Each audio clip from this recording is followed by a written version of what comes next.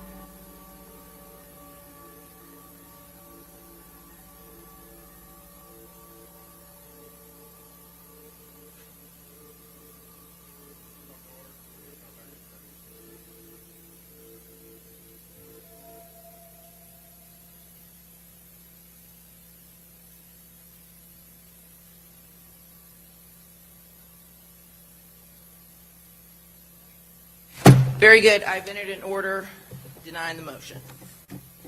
Clerk? We'll do that at the conclusion of the evidence. All right, here you go. If you wouldn't mind a copy. There you go. Okay, are we otherwise ready to proceed? Okay. All right, let's bring in the jury. Is Andrews our next witness? Oh, who's going to be your next witness? Ms. Andrews. Okay, very good. Let's get her on the witness stand.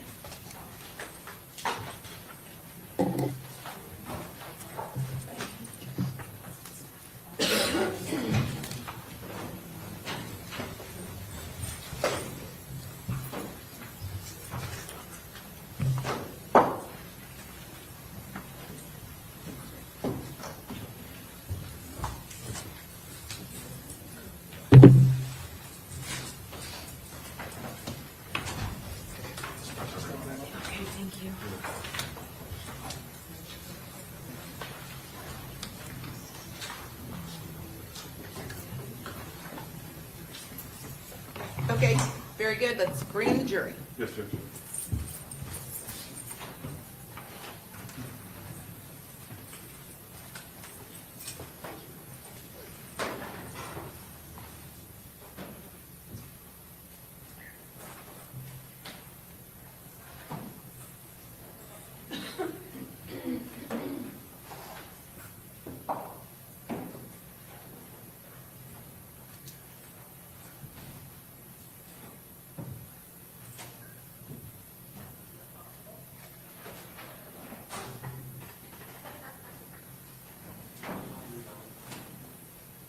All rise.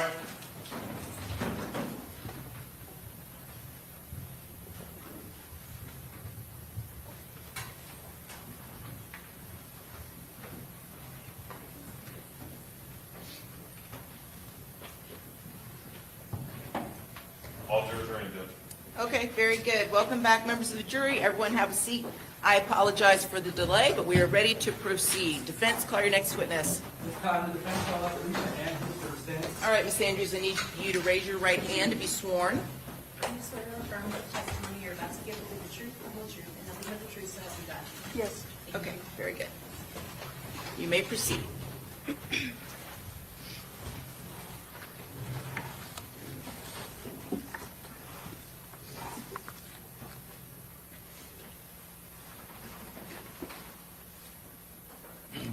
Ms. Andrews, can you please turn to the jury and introduce yourself by name? My name is Alicia Andrews. All right, Ms. Andrews, you're charged with 2 counts. One is first-degree murder, and the other is conspiracy to commit first-degree murder. Did you know that Charles Jones was going to die on June 23rd of 2024? No, I did not. Did you have any involvement in Charles Jones's murder? No, I did not. Did anyone tell you anything about a plot to kill Charles Jones when you went to Tampa? No, they didn't. I want to take a step back. How old are you, Miss Andrews? 22. And at the time of this incident, Oh how my old were you? God, he got a name 21. wrong. Did you go to high school? My God. Yes. Which high schools did you go to? I went to Rains High School and Andrew Jackson. How long did you go to Rains High School for? I think it was like a year, I believe. It was a year. Do you know what year that was? I think maybe 2017, 2018, All right. one of those. And where, on what side of town is Rains? I think that's considered the north. That's the north side? I think so. All right. And did you live on the north side of that town? I'm like on the north/east. Okay. Why were you going to Rains? My sister was going there, so I wanted to go to a school where I knew somebody. When you were at Rains High School, did you hear of a shooting that happened at Rains High School? Yes, All right. Was this shooting big news at the high school? yes. Why? I mean, everybody talked, and it was at a football game, so police came. It was all over the media. And was it made known to you who was involved in the shooting? Yes. All right. Who do you know was involved in the shooting? I just would always hear the name Robert Howard, but I didn't really know him. You didn't know him personally? No, I would see him though, but I didn't know him. Murphy. Where would you That's see him not at? my Murphy. He would be at the football games or like the Christmas tournaments, and they would have like these track meets that everybody go to called Bob Hayes. Okay. Did you leave Rains High School to go to another school? Yes. Why did you leave that school? I mean, it just really wasn't for me, and my sister had already graduated by that time, so. Where did you end up going? Andrew Jackson High School. And where's that school? I don't know what side of town it's supposed to be, north, I guess. When you left Rains High School, did you have any friends still at Rains High School? Yes, Did you still communicate with those friends from Rains? yes, Did you also have friends that went to the new school? yeah. And do you maintain any friendships from either of those schools today? Yes. When did you meet Isaiah Chance? It was like towards the end of 2021. Towards the end of 2021? Yeah, I think it was. Well, tell me this. Were you in high school when you met him? Yes. And when did you graduate high school? May 2021. I don't remember the date though. It was Okay. May. All right. So, when did you start to date Isaiah Chance? I would consider that like in the summertime. Summer of after you graduated? Yes. All right. Did you know him before? Did you know him before you started to date him? I knew of him. All right. What did you know of him? He had a sister that I was close with well, not close with, but like cool with at Rains High School. Okay. And when you started dating in May or after May of 2021, how long did that relationship last for? It wasn't very long. We were on and off. Did you ever live with Isaiah Chance? No, Where did you live? I stayed with my parents. All right. And did Isaiah Chance ever come over to your parents' home? He never been inside, but he's picked me up. All right. Did you, at any point in time, ever stay the night at Isaiah Chance's home? Yes, Who did he live with? his mom and family members, like sisters. How long would you stay, just generally, how long would you stay at Isaiah Chance's house? Sometimes it would be a week or two or days. It depends, like, what I'm doing. All right. Did you have a job? It depends what year. I did have a job. Well, what jobs did you have? I worked at Amazon. I was a substitute teacher. I had a lot of jobs. Ulta Beauty, worked at Victoria's Secret. What else? I think that was all of them. All right. When you were growing up at Rains or any of the Andrew Jackson High School, did you see any of the gang activity or the gang back and forth while you were in high school? I saw it online. All right. What types of things did you see online? They would go on Instagram, like, and go live, and everybody would be sitting it to everybody, like, are y'all watching? Like, we're young, we don't have nothing to do, so we'd be kind of tuned in, just watching. All right. And when you say they are going live, who is they? The victim in this case, he would go live, and I guess the other people that didn't like him. All right. And who are the other people that didn't like him at that time? The individual that goes by Young and Ace. Okay.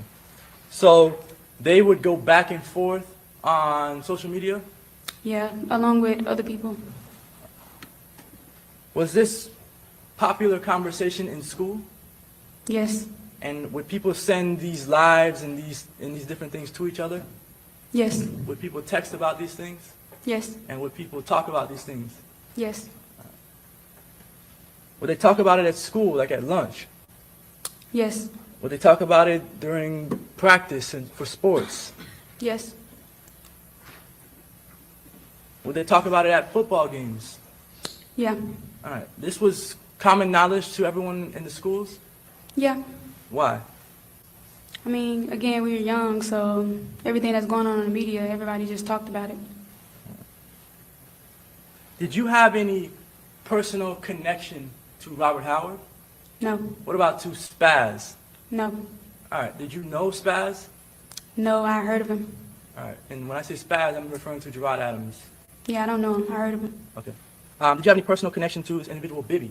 No, All right. Did you know of him? yes. And how did you know of these individuals? Spaz, Bibby, how did you know of these people? When one individual died, some people would post it, so I would see it. Okay.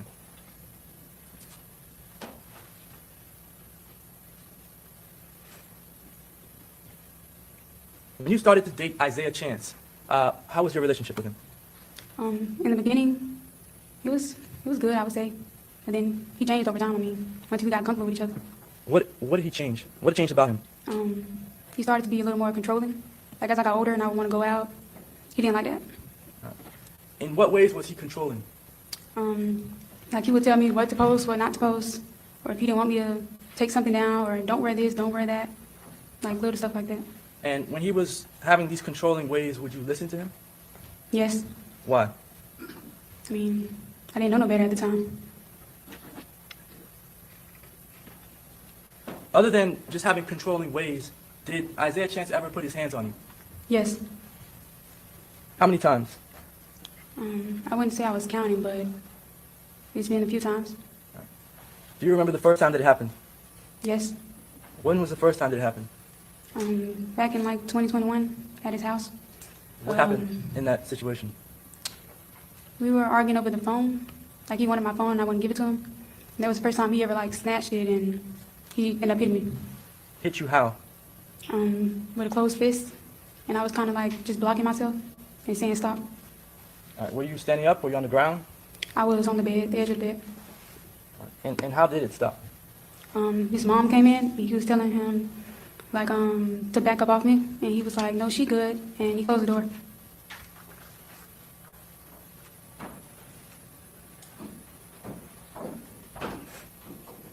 All right, that was the first time?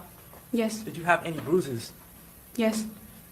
What happened? Did you go home when you had the bruises? No, he wouldn't let me go home. Who would not let you go home? Isaiah. Why would he not let you go home? I think it was because he didn't want my parents to see it. And he probably thought they would make a big deal, which they would, so.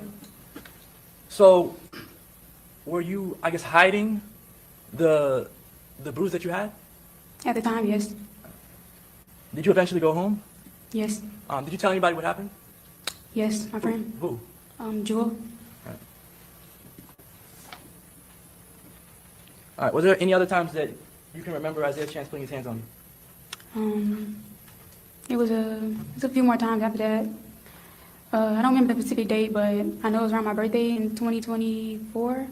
And then it was another time in 2022. It was a few times. All right. Did he ever, outside of your house and in the car, did he ever put his hands on you? Yes. Can you tell me about that situation? Well, the one in the car was before we went to Tampa. It was a couple of days before that. Somebody called me and I ended up telling him it was someone that he didn't want me to talk to, like one of my guy friends. And he assumed the guy liked me, so he got mad. And he came to my house, insisted that I come outside. So, I mean, I go outside, I look in the car, I'm like, what? He said, get in the car. I said, for what? And then he gave me a look, so I got in the car. When you got in the car, what happened? He drove me to like a park, and he stopped and he was like, let me see your phone. And I said no. But he ended up grabbing it. He was telling me to unlock it, and I went and unlock it. And that's when he repeatedly hit me to unlock the phone. How did he hit you? Like on the side of my face. So I'm in the passenger seat. Somebody hit you from the side. You're hitting the side of the seatbelt thing. It was like on the Okay. side. I don't know what they call that. Where the seatbelt comes out of? Yeah, like Where I the was, tracks? yeah, my head was hitting on that. All right. And how long did that last for? I believe we were sitting there for like 20 minutes because I get frustrated and I just start kicking and hitting back, and then he told me to stop. After that, did you go back home? Later on that day I did. Well, once we sit there for a minute, he ended up talking to me, he apologizes, then we go out to eat. Was that his way of making up to you? Yes, All right. Did that happen more times than one? yes.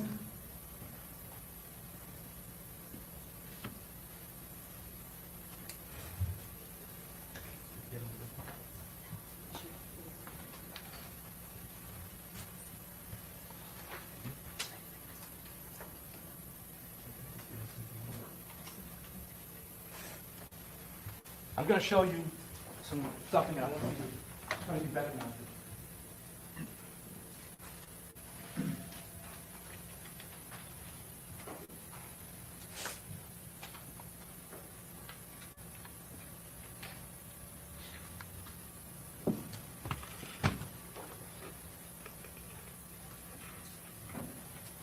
Do you recognize what you see? Yes. How do you recognize it? It's me sending my friend a picture of Well, my, just tell me how you recognize it. Don't tell me what it is. well, I see my face. All right. And did you take these photographs? Yes, All right. Is it a fair and accurate depiction of the photograph you took? yes. At this time, defense would move, what's defense exhibit 7 into evidence? Any objection? No objection, Judge. Admitted.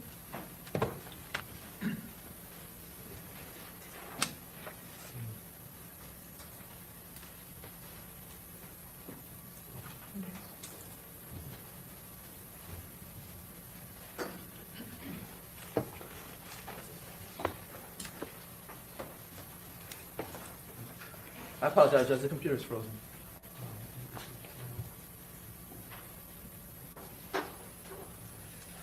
Yeah, they were having the same problem I was. Freezing up, guys.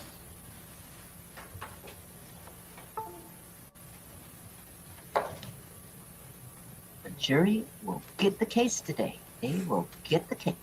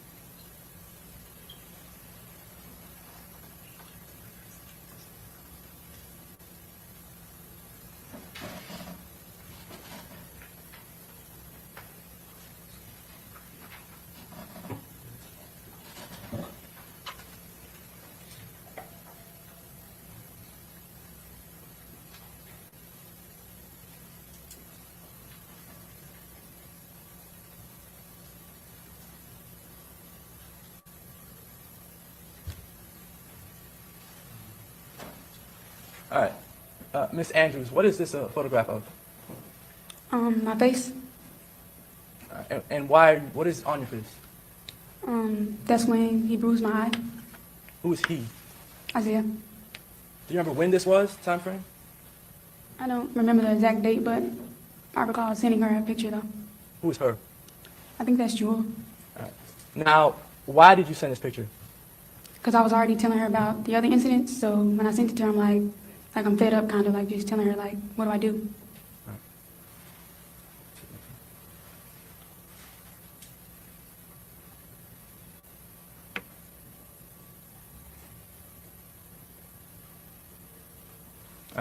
What is this photograph?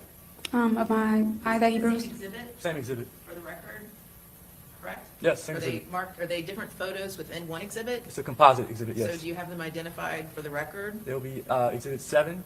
It'll be A through D. So what is this? You showed her A initially? Well, the first one was D. And what is this one? This is going to be B. Okay, thank you. Okay, go ahead. What is this a photo of? Of my eye that he bruised. Is this a separate incident or the same? It's the same day. All right. And why did you take another picture? I was just showing her closely.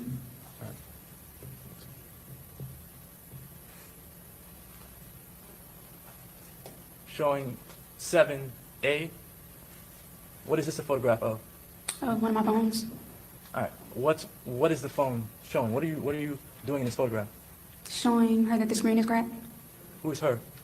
I believe I sent it to Joel. All right. And how did the screen get cracked? He broke it. How? I think he threw it to the ground. All right. I don't remember exactly how he threw it, but And while that exhibit is still up, how often or how many times did Isaiah chance to break your phone? from 2021 to 2024, maybe 4 times. Was it always the same way? No. What other ways did he break your phones?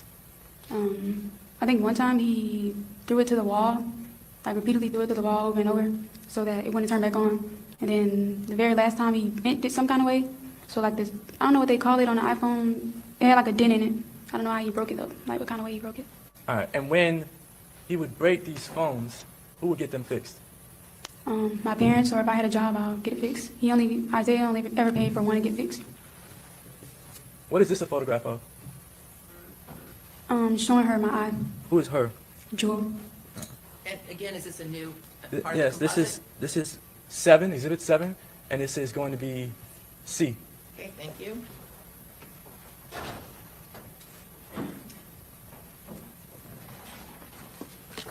So let's go see that.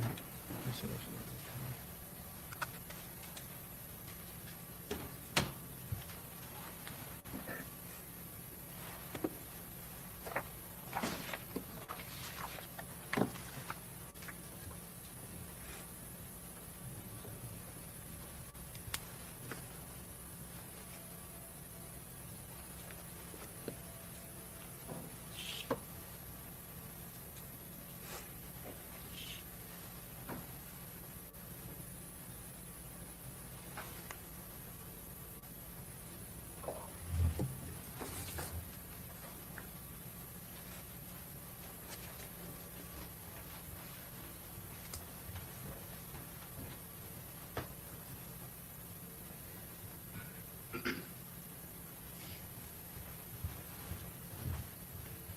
Your Honor, I'd object. May we approach?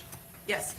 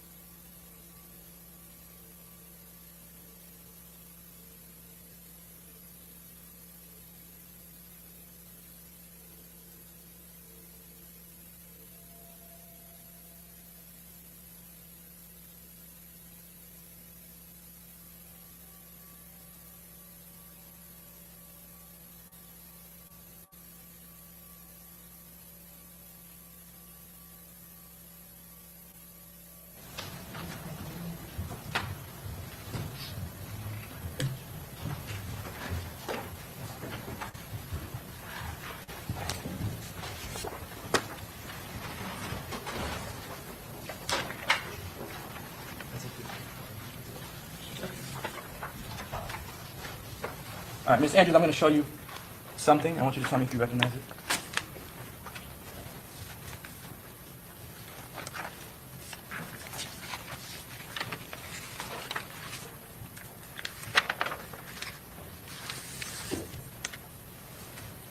Do you recognize what this is? Yes. All right. What is it? Without telling me what it says. A message from Isaiah. And are these messages that you see here, are they accurate representations of the messages that you received from Isaiah? Yes. How do you recognize these messages? They're messages that he sent me, I think on iMessage. At this time, the defense will move Exhibit 8 into evidence. State you renew your objection? Yes, Your Honor. Okay, same ruling, overruled, you can admit it.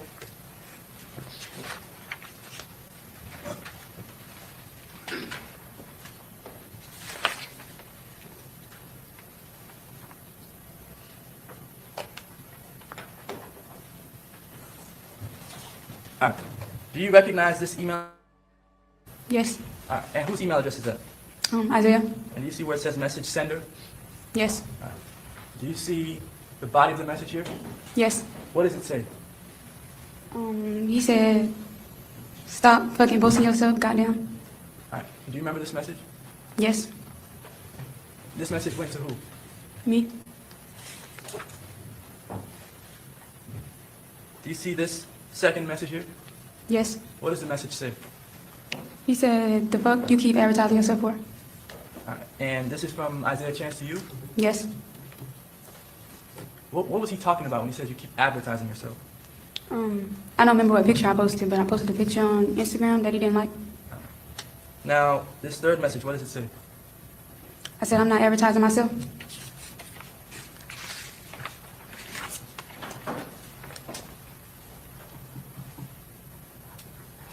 Can you read the fourth message? It say, just say delete it. That message comes from, you know, if you sent that or did he send that to you? It say his name at the top, so I think he sent it.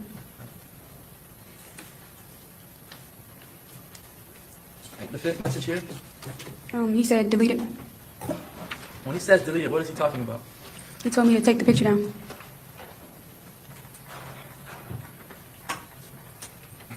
And what did you respond and say? Okay. Why did you take the photograph down? I didn't really have a reason. I don't like to cause conflict between us, so I just took it down. And that was in October of 2023? Yes.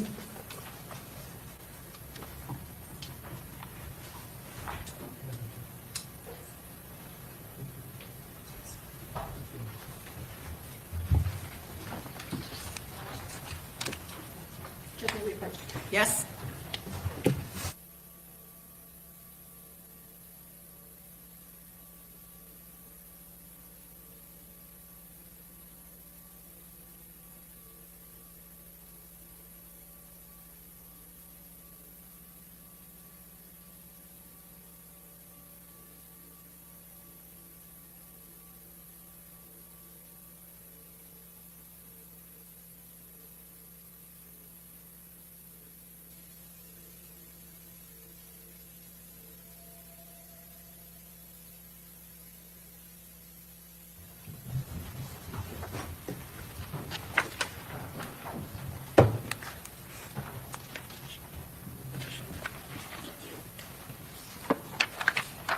When you said earlier that you just didn't want to have any disagreements between you and Isaiah Chance, if you do get him upset, what typically happens?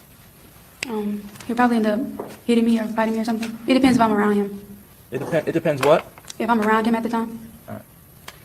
Was Isaiah Chance a jealous person? Yes. And did he get angry when he was jealous? Yeah.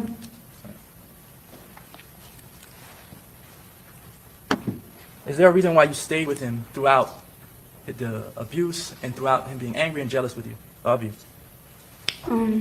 It was kind of like he was manipulating me. Like I did want to leave, but I didn't want to leave. And I mean, you really wouldn't understand unless you're in a situation. It's not that easy to leave all the time. And then I'm young, and he'll tell me, you know, nobody wants you, nobody gonna want you, and like he'll make statements like that, and I'll kind of just like, okay, so I settled. During the interrogation, you make a statement about you being pregnant before. Do you remember that statement? Yes. Have you been pregnant before your most recent pregnancy? Yes. All right. And what happened during that pregnancy? Your Honor, I'm going to object as irrelevant. Sustain the objection. Do I answer it? No. Sustain the objection. It means you cannot answer, okay? Okay.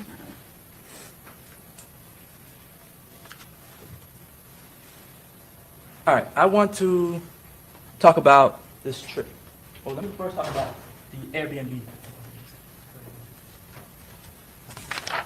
At a certain point in time, did you send an Instagram message to someone inquiring about an Airbnb? Yes. That Instagram message was sent from your phone? Yes. Isaiah Chance was not using your phone at that time. No. Why did you send that message? He called me and said, can you text the girl that do the B&Bs? Let me know what she got available. All right. Did you know why you were asking for the Airbnb at that point in time? No. When you asked the individual for the Airbnb, for the inquiry about the Airbnb, did they respond to you? Yes. Did they respond immediately? I think the first message was fast, but the last message, she took a minute. All right. Did you ultimately book an Airbnb through this individual? No. Was this individual that you sent the message to, was that Rashad Murphy's girlfriend? No. All right. Did that person that you sent that message to, do you know if she even knew Rashad Murphy? No, but I knew her, so I knew she had he told me something, he was like, how do you know it's not Rashad's girlfriend? But I knew the girl, so. Hold on. When you say he, who is he? You talking about the officer? Yeah, the detective. All right. We'll get to the interrogation. But the question is, did you know, or do you know whether this woman was Rashad Murphy's girlfriend? No. All right.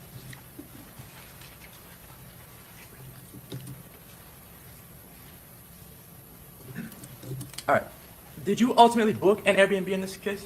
No. When the Airbnb, did somebody book it? Yes. Did anyone tell you when someone else booked the Airbnb? When I called him back about the message I got, he told me, oh, it's already booked, it's okay. When you say you called him back, who is him? Isaiah. All right. And so when you called Isaiah Chance back to tell him that you received a message back from Instagram, the woman on Instagram, he told you what? He said it's already booked, it's okay. All right. So someone else booked the Airbnb. Yes. Do you know who booked it? At the time, I didn't know. All right. Did he tell you that Rashad Murphy booked it? No. Did you ask any questions about it? No. At what point did you figure out that Isaiah Chance was going to Tampa, Florida? That's the next day I called him on the 22nd. All right. This is the day of? Yeah, the day You we tripped leave. down? Yes. All right. And how did you learn that he was going to Tampa? I called him early that day like we always do, and I'm like, what you doing today? He said, I might be going out of town. I said, I wanted to go. Did he tell you what he was going out of town for? No. Why did you want to go out of town with him? Well, we were supposed to go to Atlanta, and we ended up fighting, so I didn't go. You said you were supposed to go to Atlanta, and what happened? We ended up fighting, so I didn't go. All right. When were you supposed to go to Atlanta? It was the beginning of June. All right. So, did he tell you where he was going? What, Like the September? city? Yeah. All right. So, what did you know about the trip? Nothing much. All right. Did you know who was going? No, at the time, he just said me and him. He told me to pack my stuff. Where were you at when you had that conversation with him? I'm at home. Do you know where he was? No. Did you come to find out where he was? Yes. All right. Where was he at? He referred to him as his little brother. He said his little brother's house. All right. And how did you find out that he was at his little brother's house? When I arrive and get in the car with him, he drives to someone's house, and I said, why are we here? He said, we're going to ride with my little brother, All right. When you say little brother, who is that? Do you know Sean him? Gathright. Okay. And so you get to Sean Gathwright's house by Isaiah Chance picking you up and taking you there? Yes. All right. Where did Isaiah Chance pick you up from? It was a club that we met at. All right. Did somebody take you to the club? Yes, my sister. All right. Is that because you do not drive? Yes. All right. So after your sister takes you to a club, are you actually partying at this club? No. Is it just a drop-off location? Yeah, it was closer, and he told me to just meet him there. All right. So Isaiah Chance picks you up from this club, and you go where? To his little brother's house. All right. When you get there, what do? I just sit in the car. You were waiting? Yes. Was the little brother with Sean Gathright there when you arrived? No. All right. Was there a car in the driveway when you got there? Yes. Do you remember from the video, do you remember what color car was in the driveway? It was a white car. All right. And the brother was not there yet? No.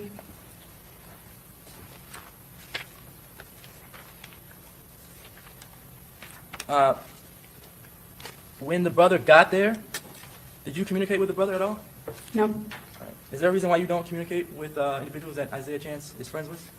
Well, he tells me how to talk to his friends, so I just got in the car. Why does Isaiah Chance tell you not to talk to his friends? Because he'll think I like them or something like that. He just makes up stuff.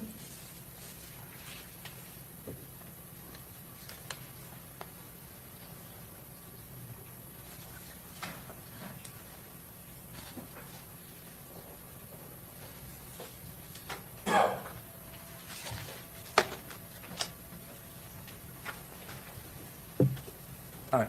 So you get in another vehicle, and where do you sit in the vehicle? Backseat. And what happens next? We drive off to a gas station. What happens at the gas station? I get out and get snacks. All right. And do you know if there's anyone at the gas station? Anyone else? No. All right. What happens after you get snacks from that gas station? You all go to Tampa? No, they drove to some, I guess, apartments. Apartment complex?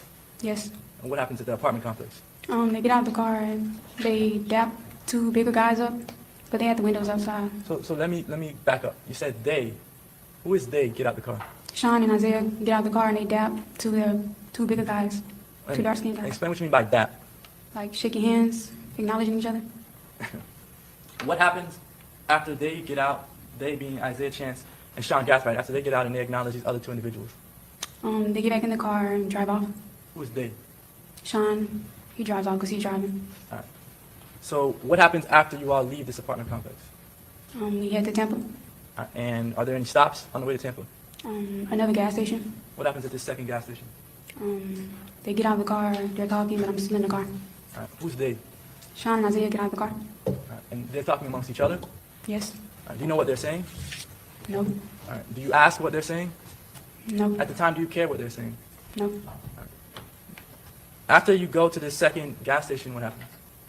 Then we go to the Airbnb. All right. When you arrive at the Airbnb, who all is in your vehicle? Just Zay, me, and Sean. Who gets out first? I think they both got out at the same time. All right. And were you paying attention to where they went when they got out of the car? No. What were you doing as they were getting out of the car? I was on TikTok. On your phone? Yes. And when you got out of the car, where were they at? I didn't see them no more. All right.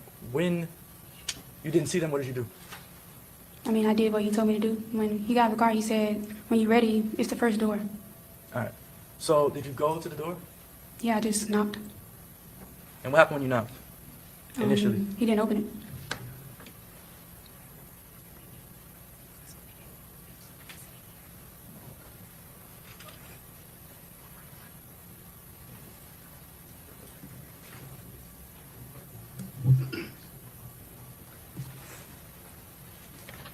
Did you use an access code to get into the Airbnb? No. Did you have an access code? No. Do you have the Airbnb app on your phone? Or did you have it on your phone? No. When you arrived, are you on your phone? Yes. Do you call anyone? I was calling Isaiah to see if he gonna open the door. Okay. Did you see a Ring camera in front of the door? Not at first. All right. Do you care if there was a Ring camera in front of the door?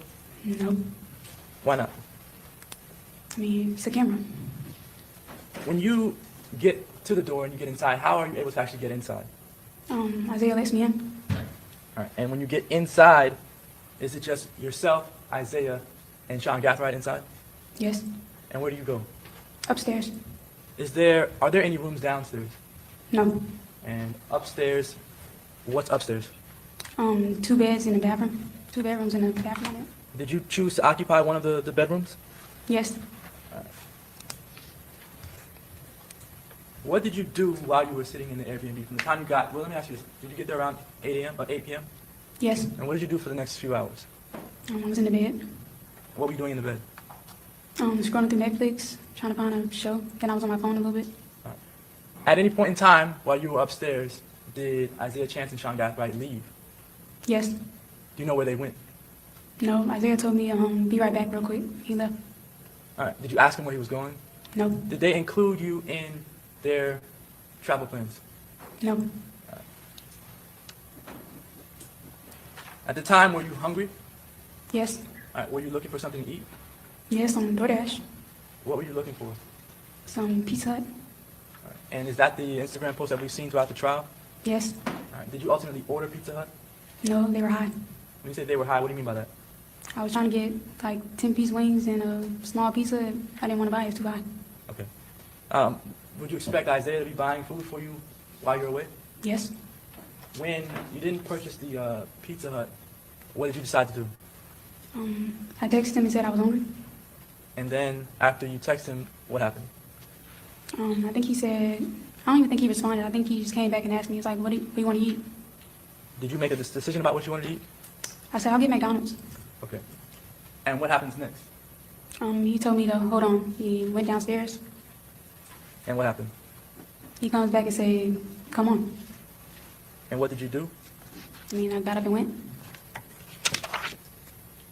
Did you get in any particular car at that time? Yes. It was the gray car. All right. And did he tell you to get inside of that car? Yes. And you got into which seat? The passenger seat. The front or back passenger? Wait, what you mean front or back? Front seat or back seat? Oh, the front seat. Okay. And when you got in the vehicle, who was in the vehicle? Isaiah comes outside and Davion. And then who sat where? Davion gets in the front seat and Zay gets in the back seat. Why did Davion get in the front seat as opposed to Isaiah Chance? I mean, I wouldn't know what they said before they came out, so I don't know why he got in the front. But I assumed it was because he wanted food too, so he came. At the time, did you know Davion Murphy? No, Had you ever seen him before? no, And when you got in the car, did he say anything to you? no. All right. Did you think that it was weird that he was sitting in the front seat next to you? Yeah, I didn't know he was going. Do you ultimately make it to McDonald's? Yes, When you get to McDonald's, do you order food? yes. And who pays for food? I think it was Isaiah. I think he paid half and I did the other half. I can't remember. There's a point in the McDonald's video that we've seen where Davion Murphy is lighting some sort of cigarette or blunt. Do you remember that? Yes.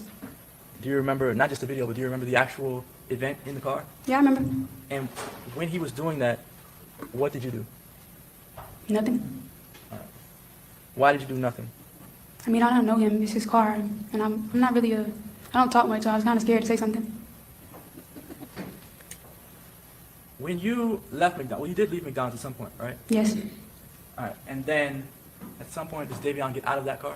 Yes. And is it just you and Chance? Yes. Do you know, at the time, did you know an individual named Kyla Enright? No. Did you know that Sean Gaffright was talking to an individual named Kyla Enright? No, I did not. Did you know that Sean Gaffright was texting an individual named Kyla Enright? No.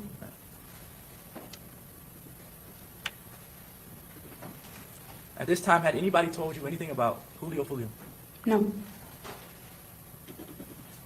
Were you searching Julio's Instagram account that night? No. Did you even know he was going to be in Tampa? No, I did not. After you leave McDonald's, do you go to a club? Yes. Do you know the name of this club? I mean, I know the name now. It's Teasers. At the time, did you know the name? No. Why did you not know the name at the time? I mean, it was kind of irrelevant. I didn't remember. We didn't go in it, so. You did not go in the club, but why did you go there? You were thinking about going in there?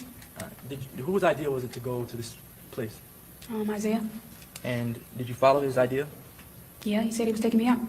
Did you have any reason to think that he was doing anything wrong or illegal? At the time, no. When you got to this club, did you all park? Yes. And where did you park?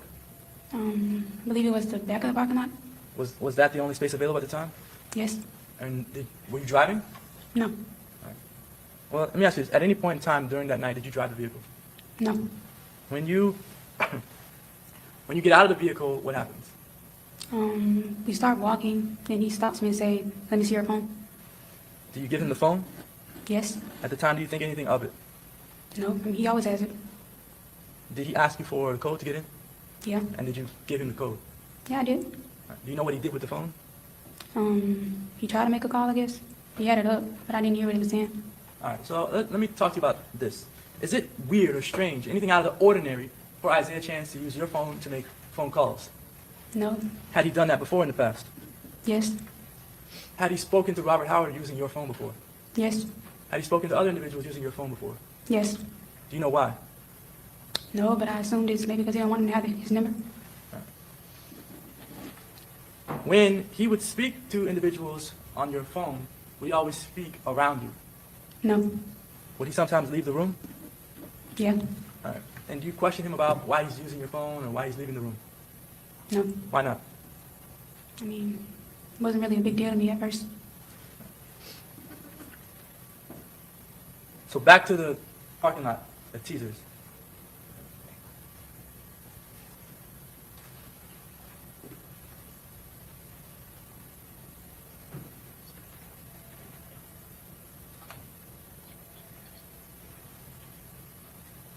I'm going to publish State's Exhibit 41.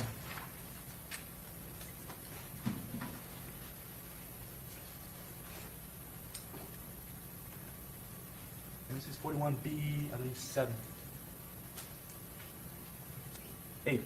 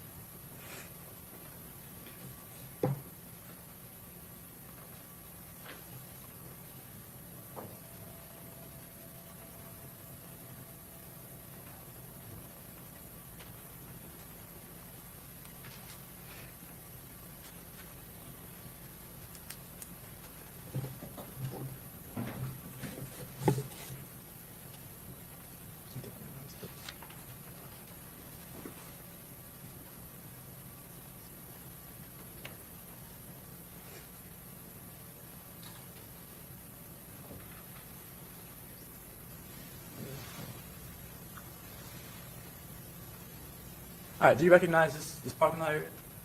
Yes.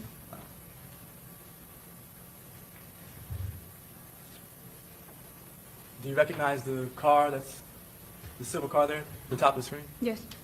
What car is that? That's the car we were in. At this time, do you know where the other 3 boys are at? No, I don't. Do you care about where the other 3 boys are at? Your Honor, I object to calling co-defendants boys. Sustain the objection. Do you know where the other 3 men were at? No. And do you care where these other 3 men were at? No.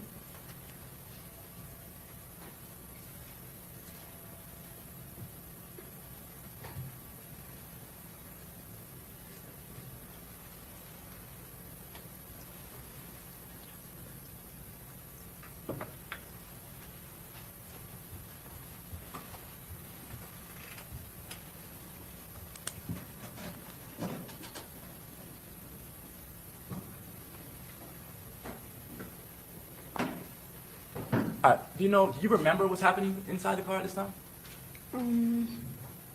I think we were just sitting there talking at first. All right. And again, you're not driving this vehicle? No.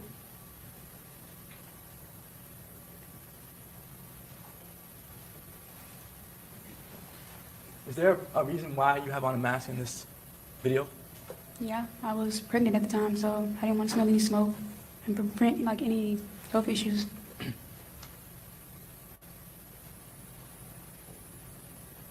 Why did you think that you might inhale smoke?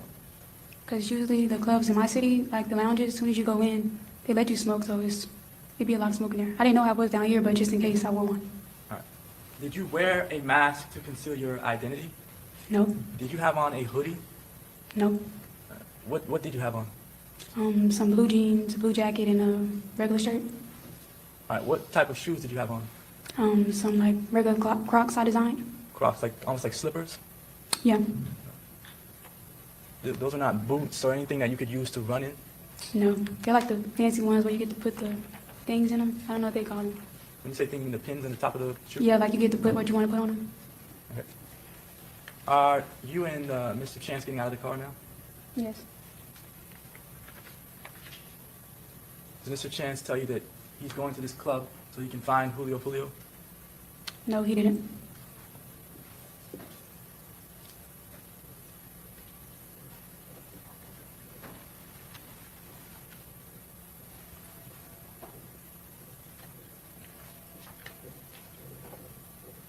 you can remember sort of what's happening in this moment, can you tell the members of the jury?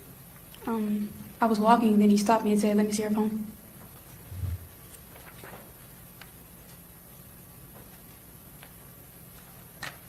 At this time, are you trying to conceal your identity at all? No,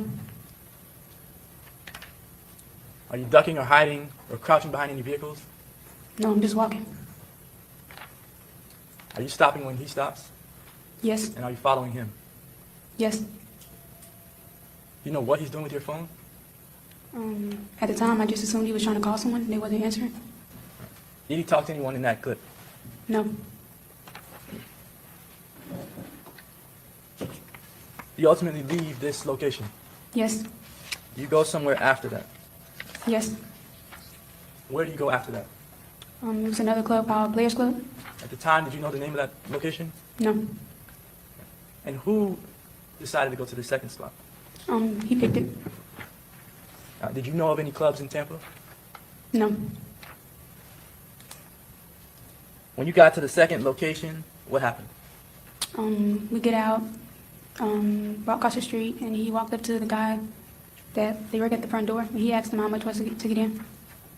So at this second location, you said, who asked how much it is to get in? Isaiah asked the bouncer. And what happened when you asked? I don't remember the exact words, but he told him a price, and I guess he didn't like the price, so we just walked off. Did you all stay there for any period of time? Yes, It's a short period of time. yeah. And when you didn't go into the second location, what were you thinking? Nothing much, like maybe he just didn't want to go in. Were you also wearing were you also wearing a mask at the second location? Yes,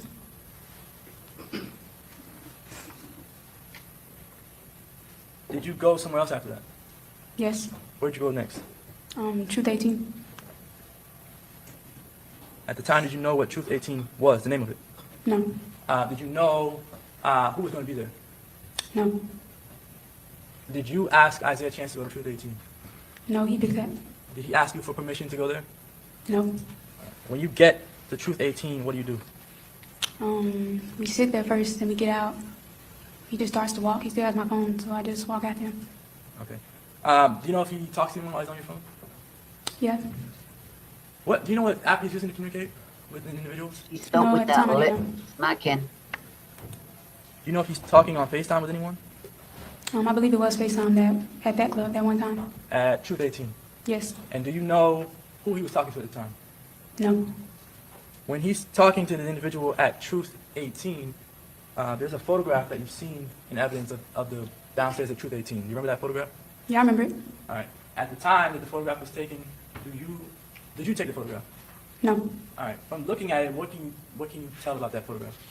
I remember him flipping the camera because we came to a stop, and he said, like, man, he said that, man, this shit crowded. And he flipped the camera and was showing somebody on the phone.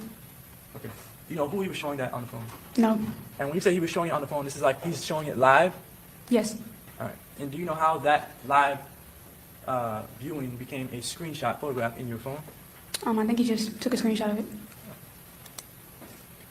At the time, even though you didn't know exactly who he was talking to, did you, I guess, figure that it was one of the three men?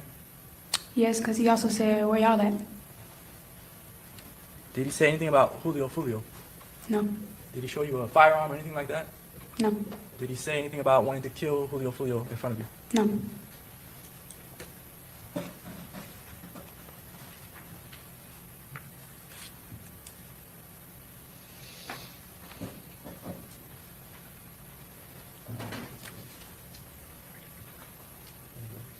Showing what's in evidence in State's Exhibit 44. Do you see this video? Yes. All right. Do you see yourself? Yes. All right. What is happening right here? He's walking with the phone up, Okay. And what are you doing? just walking behind him. All right. And do you know where he's going at this point in time? No, I'm just following him. Do you know why he's walking where he's walking? No, I never asked. All right. Is this, where you all are at, is this kind of like in direct eyesight of the top of the staircase at Truth 18? I don't know if right there, but I don't really remember that. All right.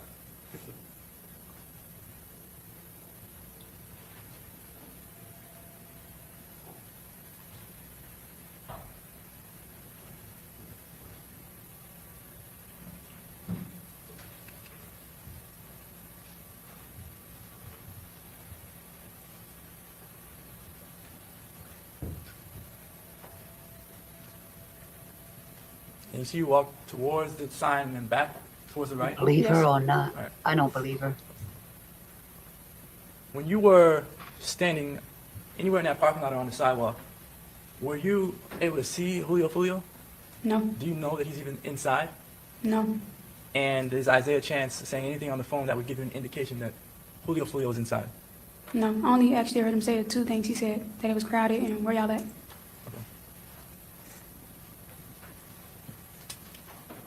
After you leave from off the screen here, do you know what you're doing next?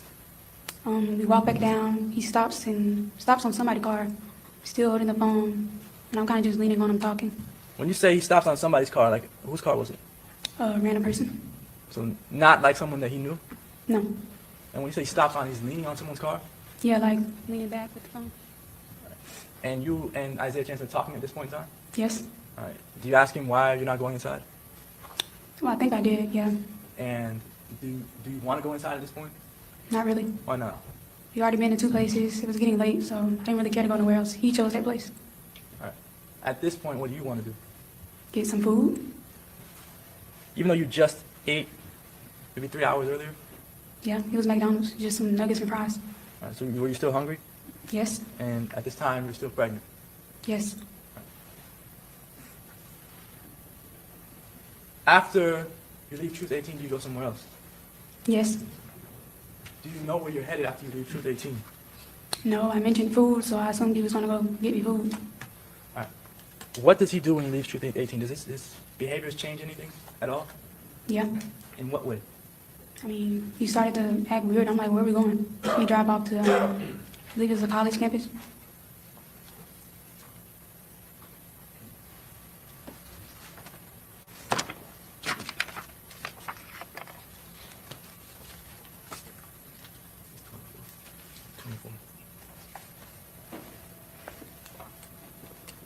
Showing, or about to show what's in evidence in State's Exhibit 24.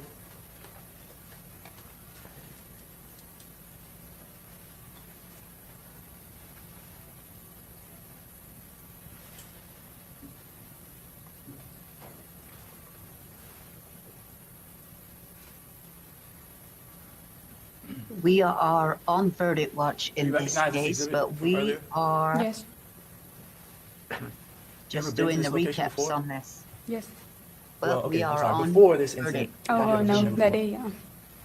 And did you recognize this area when you were in that area? No.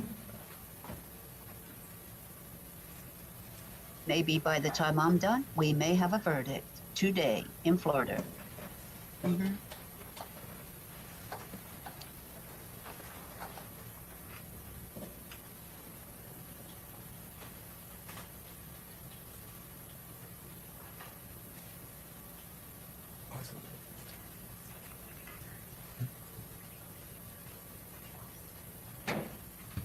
All right. From this view,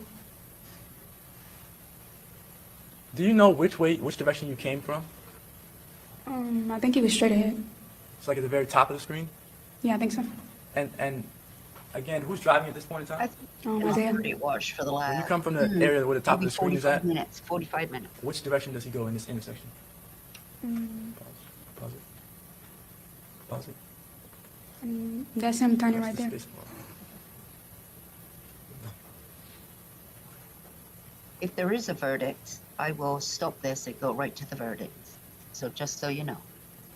All right. So you came from the top. How did you end up on this corner making this right here?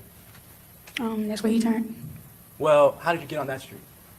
I mean, that's where he just went. I don't know. Let me ask you differently. When you came from the top area of the screen, did he make a right at this intersection if you're actually in the vehicle? Yeah. He made a right there? Yeah, like he went straight and turned. All right. And then did he make a U-turn to get to where he's at now? I believe so. All right. And for sure, that's the cruise that you were in? Yeah. Just let it play. All right. Now, the cruise is off camera right now. Is that correct? Yes. What happens when the cruise goes off camera? He makes a stop in USF parking lot. What does he do when he makes a stop? He hops out of the car. And when you say USF parking lot, is it in an actual parking lot that he stops the car? No, it's like in the middle of the lot. All right, so it's not in an actual space? No. When he hops, you said he gets out of the vehicle? Yes. All right, what does he do when he gets out of the vehicle? He gets out my phone and he walks away. He had your phone still? Yes. And you said he walked away from the vehicle. Yes. What did he do when he walked away from the vehicle? I mean, I don't know what he's doing when he walks away, but he has the phone up. He just walked down. All right, at this point, did you follow him? No, I'm still in the car. He left the car on. Why did you not follow him? I didn't know he was getting out. He just came to a complete stop and hopped out. All right. When he did that, did you think that that was strange? Yeah. Did you know at that time that he may be trying to kill someone? No, I didn't. Did he tell you that? No. After he hops out of the car, how long is he out of the car for? I think it was like a couple minutes. It wasn't very long though. Does he get back in the car? Yes. When he gets back in the car, do you say anything to him? No. Why not? I mean, I didn't know what to say. Who's going out? Trick or treat! Who's going out? I wanna know. Come on.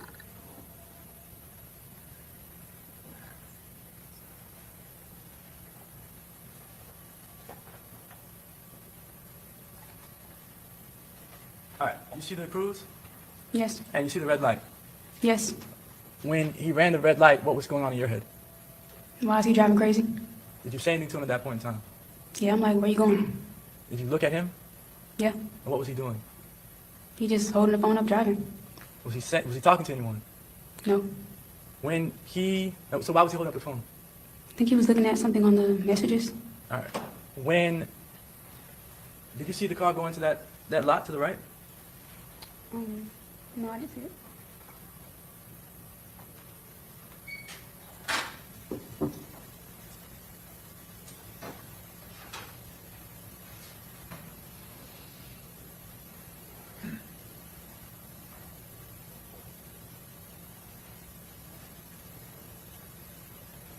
All right, you see the car go into the lot to the Yes. right?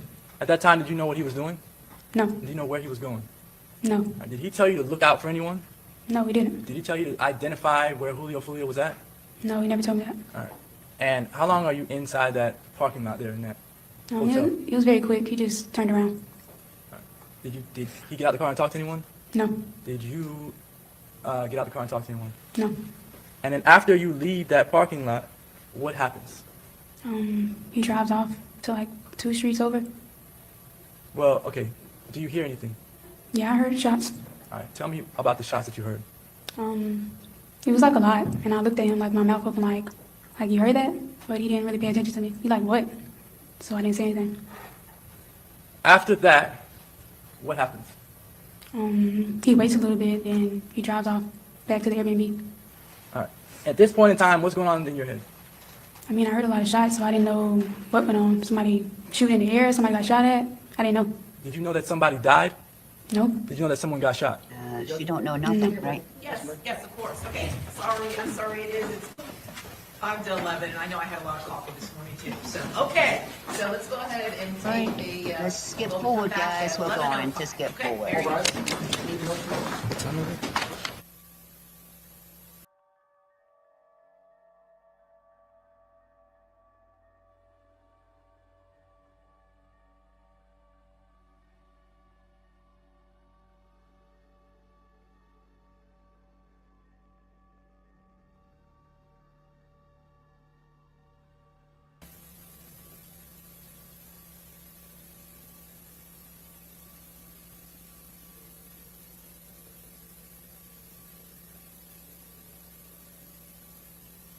Magic.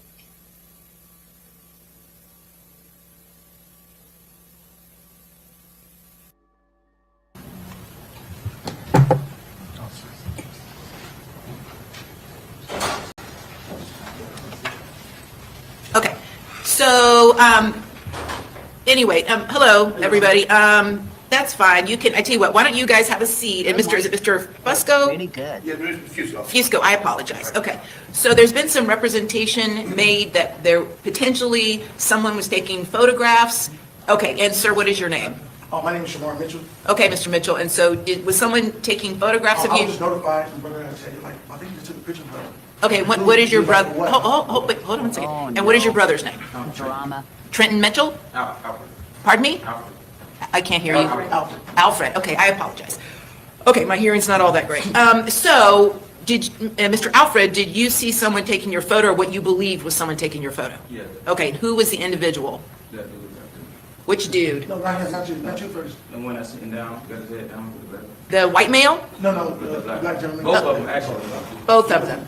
Okay, and that's is it Mr. Bethea? Bethea. Okay, and then Mr. Brandon? Yes. Okay, so you believe they were taking photographs of I you? know he did. I seen The one, Okay, one at a time, because the court reporter, okay, so what did, Mr. Alfred, what did you Looking see? at phone. I was sitting right there, and I just looked over there, and he was like there, taking pictures. What you thought was surreptitiously taking photos of Yeah. you? Okay, and then when I looked Guys. again, I seen him do it again, and I went like this, like, shoot my head, like, how you doing? Okay. I just want to let everyone know, like, we don't know either, like, we don't know no one. here. sure, I understand. No I called one's, the courthouse this morning, it says open to the public. Yeah. And I said, can we come? They said yes. yeah, no, it is open to the public, and nobody, and I mean nobody other than the authorized media, is supposed to be taking any video or audio recordings of the proceedings, or any of the participants, or any of the audience, or the jurors, or anybody. Okay, so, thank you all very much, I appreciate it. Okay, Mr. Bethea, were you taking photos of any of the people that were watching? Yes, they were confirmed with Fusco, and I Oh, am my concerned God. with the safety of our client. Okay, but you understand, you're not allowed to do that. You're not, Outside. Put outside. so it was outside? Outside, yes, ma'am. Okay. Sitting there, I'm over this, no schematic. Oh, it's not in the courthouse, it's outside. It's allowed to. Yes, you come see it, they photo me, it's off face, you're more than welcome. And then they got really upset, so. There's a question why. Okay, well, do you understand, due to the nature of this case, why people might be upset that they're being photographed, particularly members of the public that have nothing to do with this? No, we tell them. Okay, hold on, wait, just one at a time. So, and Mr. Brandon, did you take photos outside? Oh my God, come on. It's a photo. Mr. Fusco has kind of been making some suspicious. Listen, I didn't ask you that. The question I asked you was, did you take photos of these gentlemen or anybody during the course of this trial, either in the courtroom or outside of the courtroom? Okay. So, listen, due to the nature of this case, no more photos. Don't take photos, particularly of members of the public that are just showing up. Like, just don't do it. I've gone at great lengths to accommodate both sides when they've had witnesses who didn't want their identity publicized. I've instructed the media, really against the First Amendment, not to broadcast their faces. And so I would ask everyone, if you're going to take photos of anybody in this courtroom, or either in the courtroom or outside of the courtroom, you got to ask me first. No more photos of anybody, okay? Yeah, additionally, while I'm sitting over there next to Mr. Fusco, he's Yeah, but moving it's being, around, live causing streamed. attention to himself, breathing very heavily for the jurors. It's being live streamed. Okay, well, I'm not going to limit what Mr. Fusco does, and I would just notice that throughout the course of the trial for both the state and the defense, you all are constantly moving around as far as getting exhibits and helping the attorney that's doing the questioning or the cross-examining, and I haven't limited that in any way. I'm not going to tell Mr. Fusco where he can or cannot sit, okay? Okay, are we ready to go? We can see what they look like now. They made too much of a fuss about it. Should have just let that go. Mr. Jones, in terms of entertainment law matters that he had in the past, in a case in Duval County, I was sitting right up front supporting the mother of the victim. For whatever reason, the attorney decided Don't to want come your sit right pictures next to taken. us Don't and come to a the live mother streaming. during the witness's testimony. I'm not certain why, so. Isn't that right? Okay. There was some uncomfortable movements by all parties over there, being that he decided to Complaining. come sit with the victim's mother. But Okay, Now you- all right, thank you. Your Okay, goodies very good, let's go. Ooh, you were in court? Man. You know what I mean?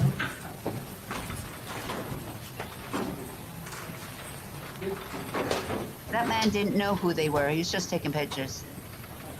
You don't know Oh, him. and You don't know I'm him. sorry, while I'm at it, I'm sorry, before you bring the jury, one second.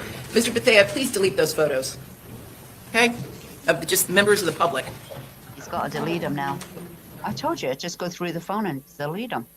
What was the point? What's the point of deleting the pictures now? We've just seen them guys live, on air, on live streaming.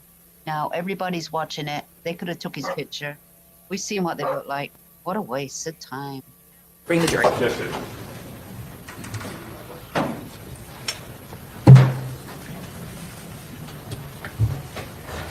All rise. all rise.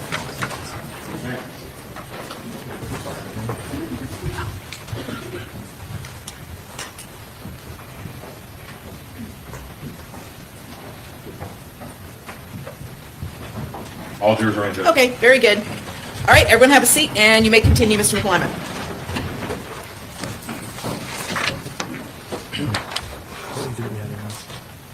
All right, Miss Andrews, I think we left off where you heard gunshots. Is that correct? Yes. All right. After that happens, what happens next? He drives back, but I did make a reaction, but we didn't get the same reaction, so I left it alone. Again, at that point in time, did you know that anyone had been shot? No. Even though you heard gunshots, you didn't know that anyone had been actually shot? No, they could have been shooting in the air or something. All right. Did you know that it had anything to do with Isaiah Chance? No. Were you suspicious of anything at that point?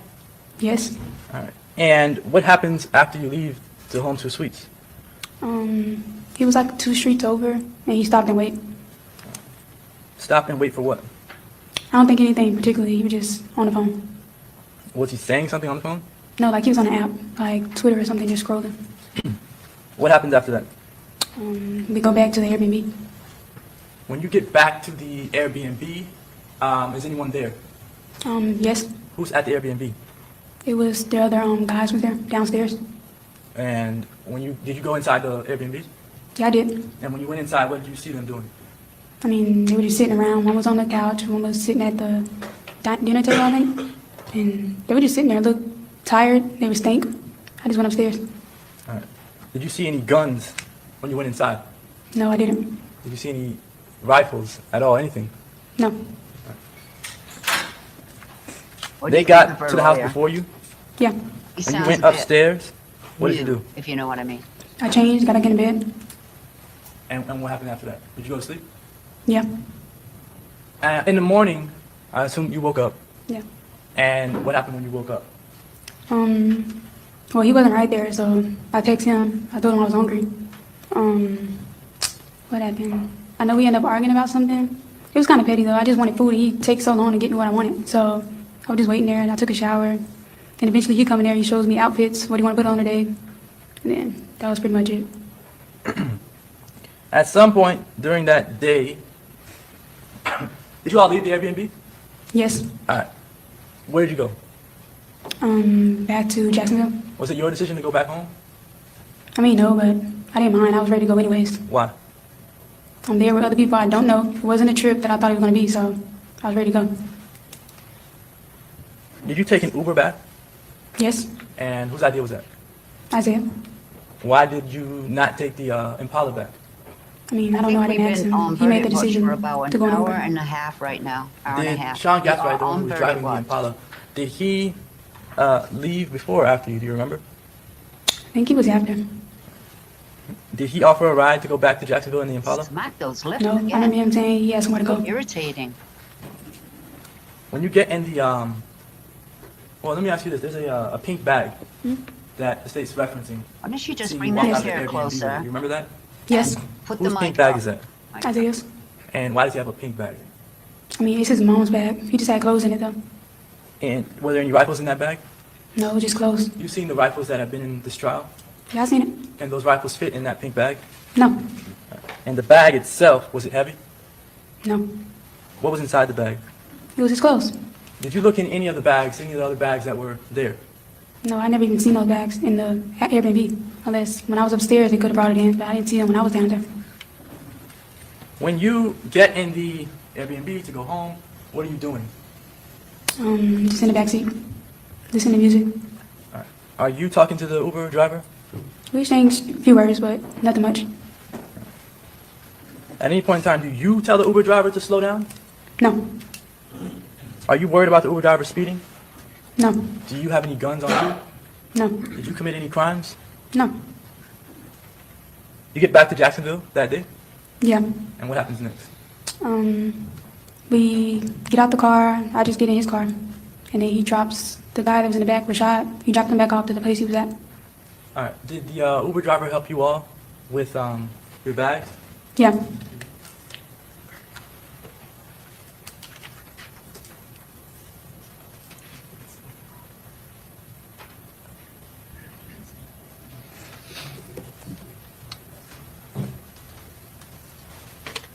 All right. That day, the day after you went to these nightclubs, did you go on social media at all? I went on there, but wasn't doing nothing. All right. When you say you weren't doing it, what do you mean by that? I wasn't making any posts. Okay. Yeah. So that's not what I'm asking. I'm asking if you went on social media. Yeah, I did. Did you see anything on social media? Yeah, TikToks. I was on Instagram. All right. And did you see that Charles Jones, Julio Foolio, had died? Yes, on TikTok. And what did you see, if you can remember? I think people were outside recording, like the hotel. All right. Did you recognize the hotel? Yeah. And when you saw that on your social media, what did you think? I mean, I was confused. I'm like, that's probably what I heard, but All right. And did you ask Isaiah about it? not necessarily asked him, but I showed him the video. And what happened? He was like, dang, and who page was it on? Did he at that point tell you anything about him being involved in anything? No, he didn't. Did you think it was strange that you were in that area? Yeah. At a certain point in time, do you think that the individuals who were there, who were at the Airbnb, that they had anything to do with this? I mean, at that time, I mean, I could say they were being weird, but I didn't think they would know. I don't know them personally to say, oh, they're a killer. Like, I don't know. And when you say they were being weird, what do you mean by that? Like, I remember I walked downstairs to get some ice. It's like everybody stopped talking. I'm like, I didn't know what for.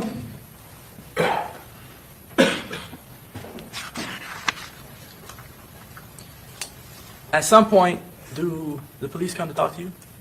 Yeah. And when the police come to talk to you, what do they come to talk to you about?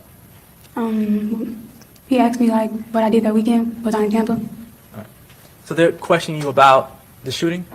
Yes. The first time you talked to the police, is it in the interrogation video? Yes.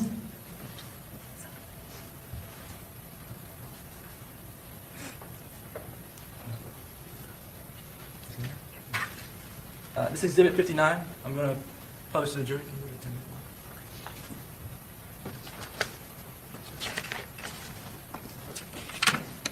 Is that you in the interrogation room? Yes. And what do you have on? Blue jacket, some Adidas, and I believe Crocs.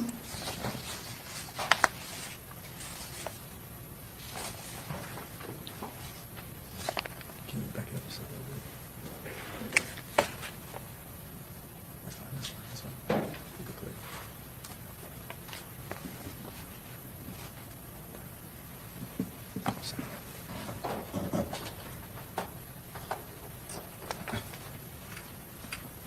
Do you recognize the two individuals? Yeah.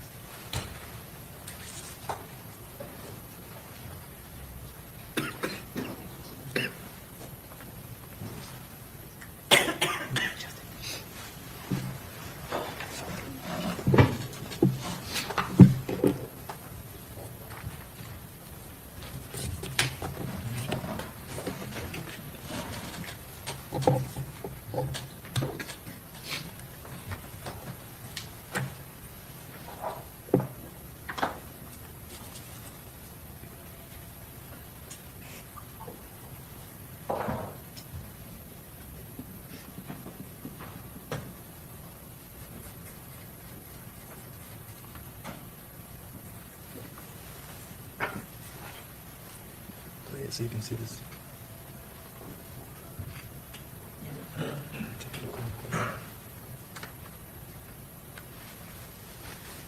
Plug it back in.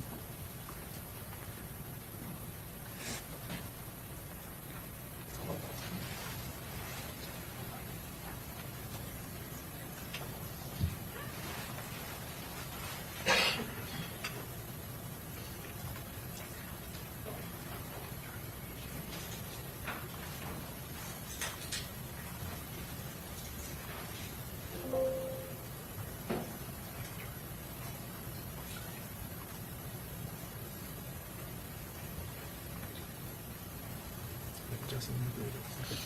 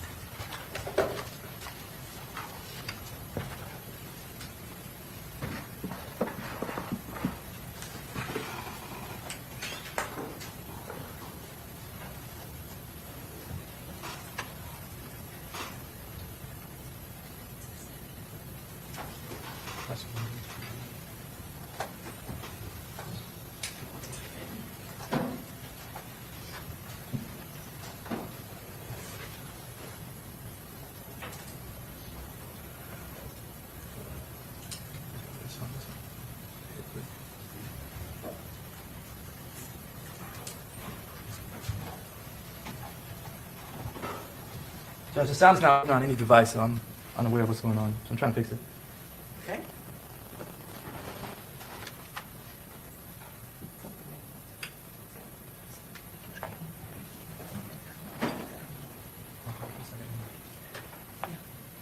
Understand that? You may use any of these rights at any time, before or during questioning, and you may.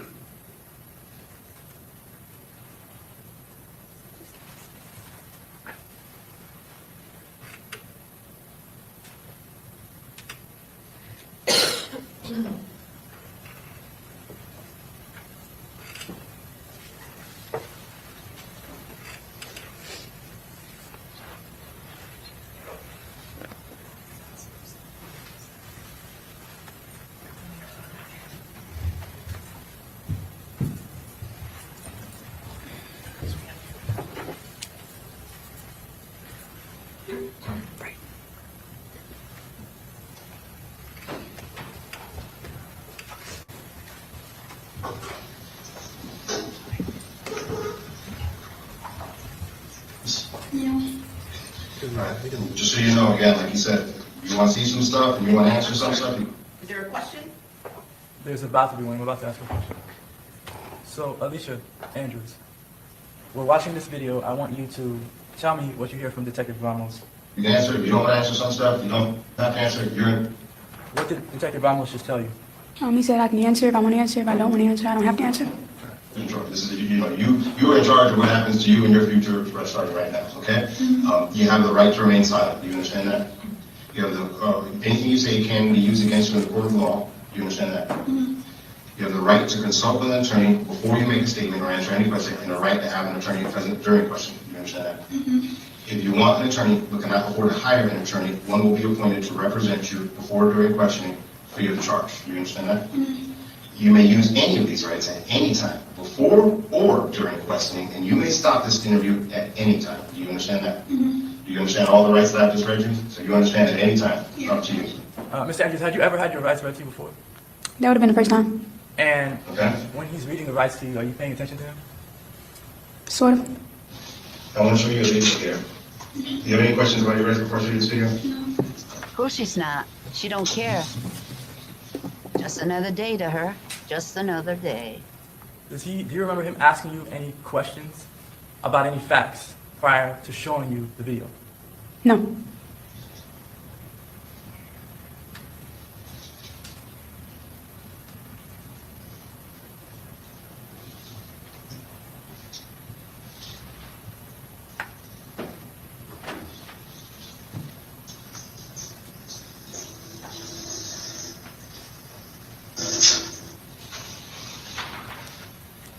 Can you see that?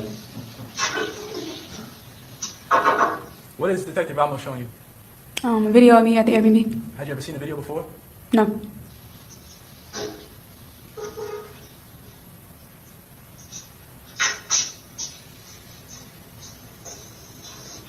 Is that you in the footage? Yeah. Okay, can you tell? Does he have to beat that out of you? No. Objection, Your Honor. I'm going to sustain the objection. Objection. Where are you at in this video? We'll have to beat it. Do you remember what town you were in? Yes. Okay. Was it difficult for you to tell him that you were in You town? don't care. No. Can you tell us what you're doing down Tampa that you here's to be honest? Just I had to wait remember to not before that, so he asked this one. Who's he? My boyfriend. Got him? Yeah. What do you call me?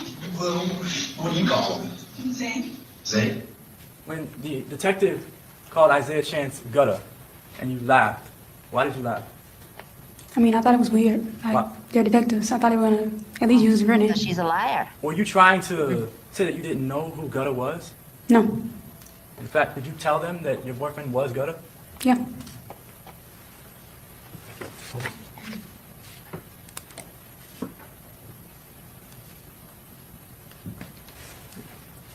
So does he go back and give him a call? You never call him that?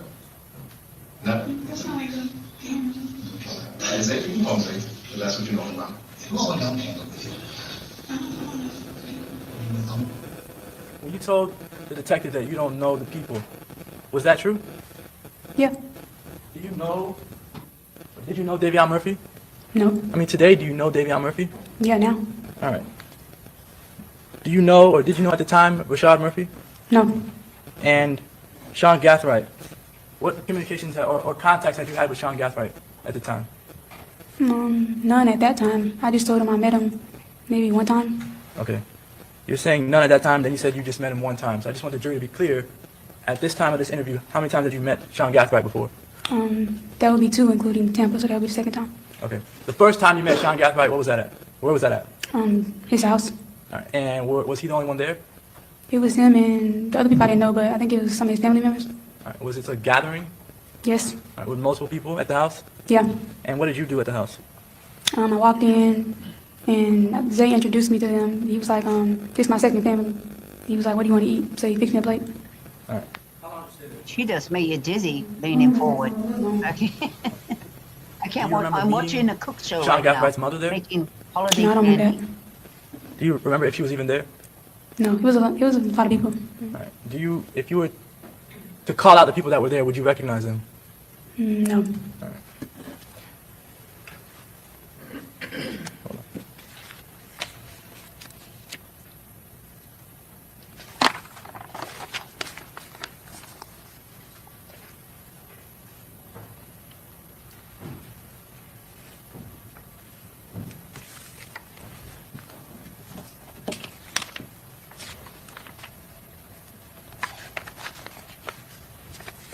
While you're inside this interrogation room, do you feel any pressure?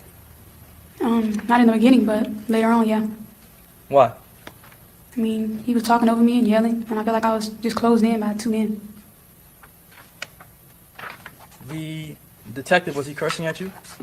Yeah, In your view, was he threatening you? yeah. What types of threats did he make to you? He said I was never going to see my baby. I was going to spend life in prison. He said you were never going to get to go out again, do your nails, your hair, something like that. He said a lot of stuff. All right. When they asked you about other individuals like Davion Murphy or Rashad Murphy, at that point in time, did you feel comfortable talking about these individuals? No. Why not? I mean, I don't really know them, so I didn't want to talk about them.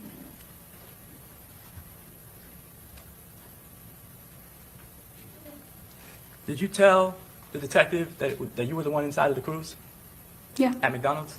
yeah, I did. Did you tell him that you went to clubs? Yeah, You told him that before he showed you any video of a club?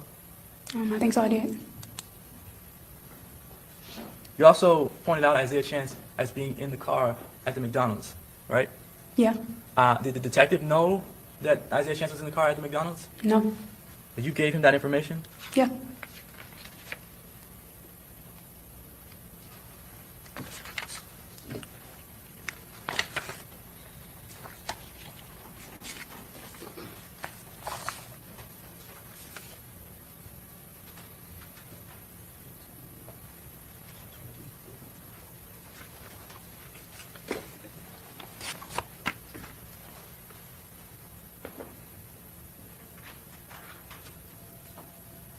Getting an Instagram message to somebody to rent an Airbnb for you guys down here? All right. What did Detective Campbell just ask you? Did I DM a girl on Instagram? When he asked you that question, did you remember what he was referencing immediately? No. You don't? You did, when you sent a message from your phone. Oh, that is something. Yeah. What happened? Yeah, she do like half-offs. She does what? She does half-off. Like, you can wear something for half price. Okay. Who did you send a message to? Do you remember? I don't know her name, it's a light skin girl. Like, she do promos, post on Instagram. Okay. Did she end up booking the Airbnb that you guys stayed at? You know She who said booked she it? wanted to take that. You know who booked the Airbnb that you guys stayed at? I just asked, and when I was like, we're still going. Was the guy who was driving the cruise while you were at McDonald's, okay, who you hadn't met before, was he at the Airbnb when you guys left the Airbnb? You don't know? Like, I'm the first. Like, when you got me. Like, her. When you say that you left first, are you referring to when you left to go back to Jacksonville? Wait, I gotta hear what he said again. I'm sorry. I gotta hear what he said again. When you guys left the Airbnb? Was the guy who was driving the cruise while you were at McDonald's, okay, who you hadn't met before, was he at the Airbnb when you guys left the Airbnb? You don't know? Like, I'm the first. When you're making that statement, are you referring to after, like when you all are leaving the Airbnb to go back to Jacksonville? I think I was. The person that he's mentioning, he says the one that's in the driver's seat at McDonald's. You know that person to be Davion? Yeah, now. All right. And did Davion ride back with you? No.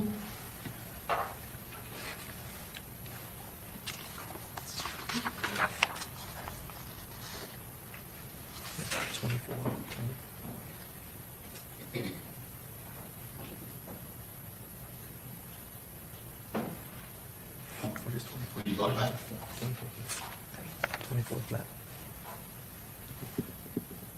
Well, it can't be you and Abby, because you're the only one that goes in the front door. Nobody else comes in that front.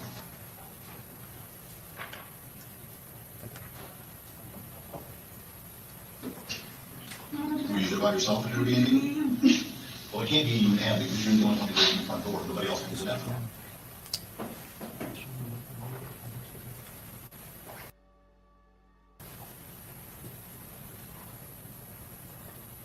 That's fine.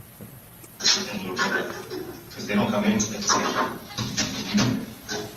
Was there some confusion about you letting people in the back door of the Airbnb? Yeah. Did the detectives believe that you let people inside the back of the Airbnb? Yeah, that's what he thought. And he thought that you were doing that to conceal their identity? Yeah.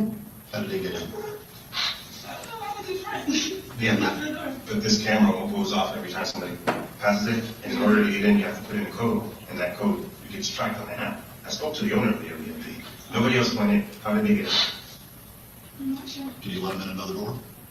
Is it possible you could have opened the back door? Were you there by yourself at Airbnb?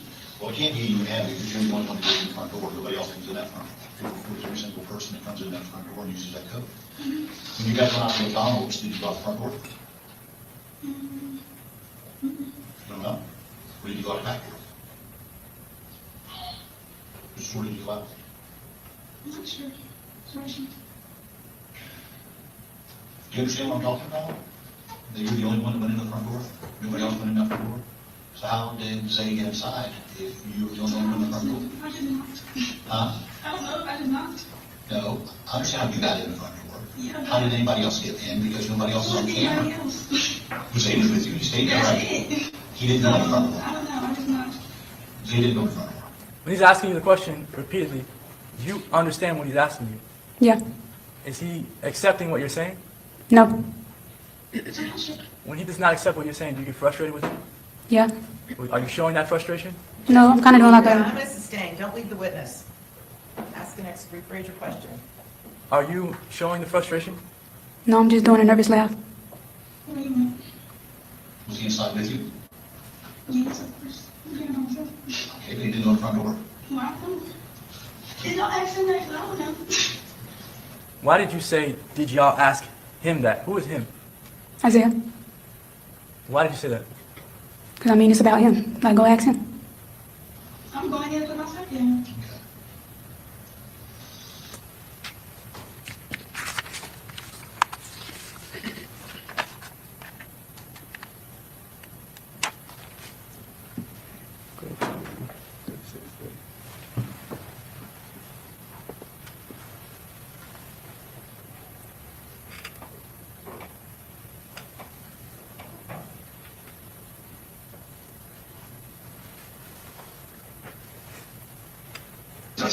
I want one honesty from you. You ready for my one honesty? Are they back at this issue with the Airbnb door? Yeah. Did you open the back door to let other people in the Airbnb? That's an easy question. Then how did they get in the Airbnb? Because they did not go in the front door. What they gotta do with me? No, it's asking you for one honesty. All I did was walk up and knock. You see me type anything in, so what they gotta do? You opened up the front door and you got in. I didn't open nothing. You didn't open up the front door of that place? How did you get in? I'm seeing it's open. Nobody else went through the front door by you. I'm just asking one thing that I know is 100% truthful. And you can't answer that. That's using the code over there. Was it 100% truthful that you went to the back door, that you let people into the back door? No. Ring, it's actually just audio for that. You have to get the code to get in. He gave you the code to open. It's audio recorded. It's audio. The code. You got to use the code. Did you hear Detective Campbell say that the guy gave you the code to go in? Yeah, he did. Is that accurate? No. It's on audio. Okay, go back and listen. What code you didn't say? I can tell you this, how many women do I you don't even know? have the Hey, family out. how many women do you know that have been in prison? I don't know. Go to 38 flat. Or you could just like, I realize it's supposed to switch. Do you know any woman that's been in prison? You should know that. I can tell you this, you're young and you're small. And where you are likely to end up without truthful statement right now is a horrible place. I hate it too. No, you have not. I have, whether you believe it or not. Let me ask you something. Do you think I'm probably good at my job or probably bad at my job? I don't know you. What was your response? I said, I don't know you. So, when you say that you don't know him, does that mean you don't see him in front of you? No, What does it mean when you say you don't know him? I don't know him personally. Is that the same sort of response you gave about whether you know Davion and Rashad Murphy? Yeah.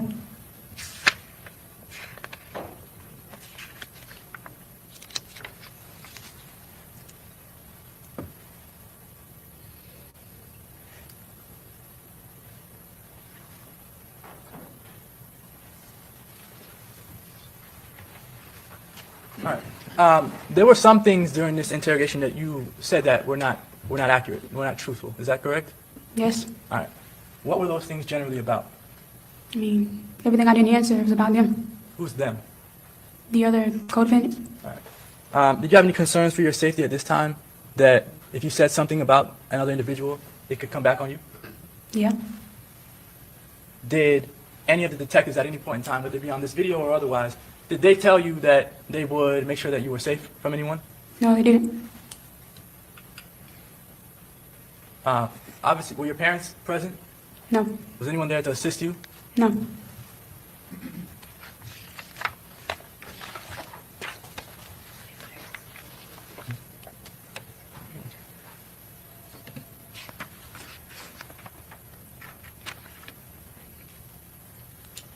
At the time of this interview, do you know where Isaiah Chance was at? No. Do you know whether if he got pulled in by the officers at the same time? No.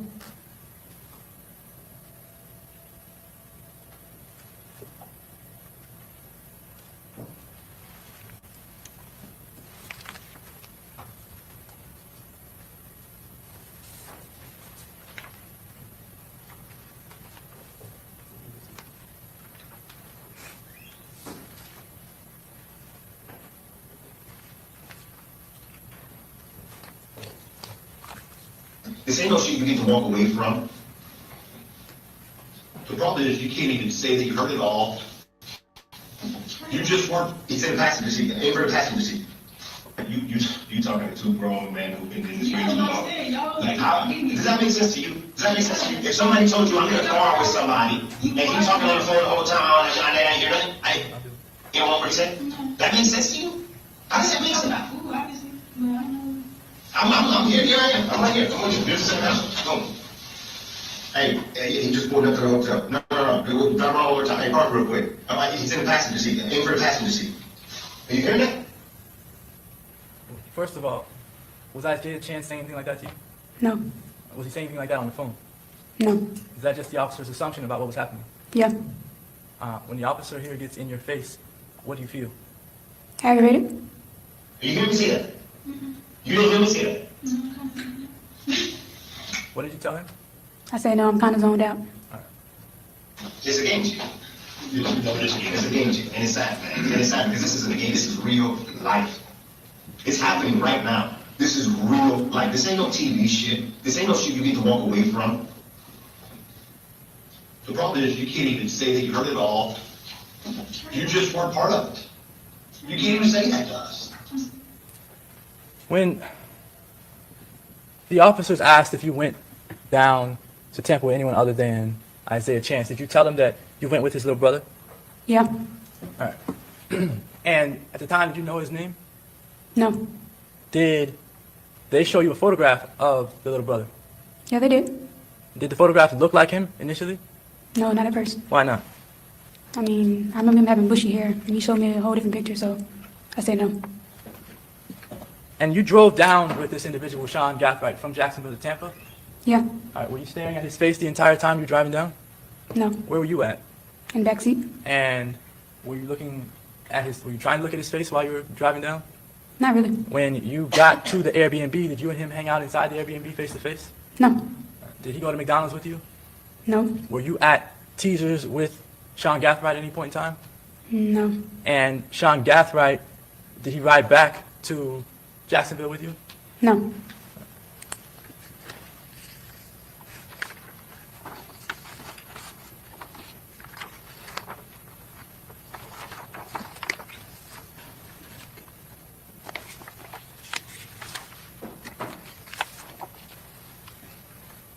Do you believe if you told the officers, these detectives here, if you told them what they wanted to hear, do you think they would have let you out? No.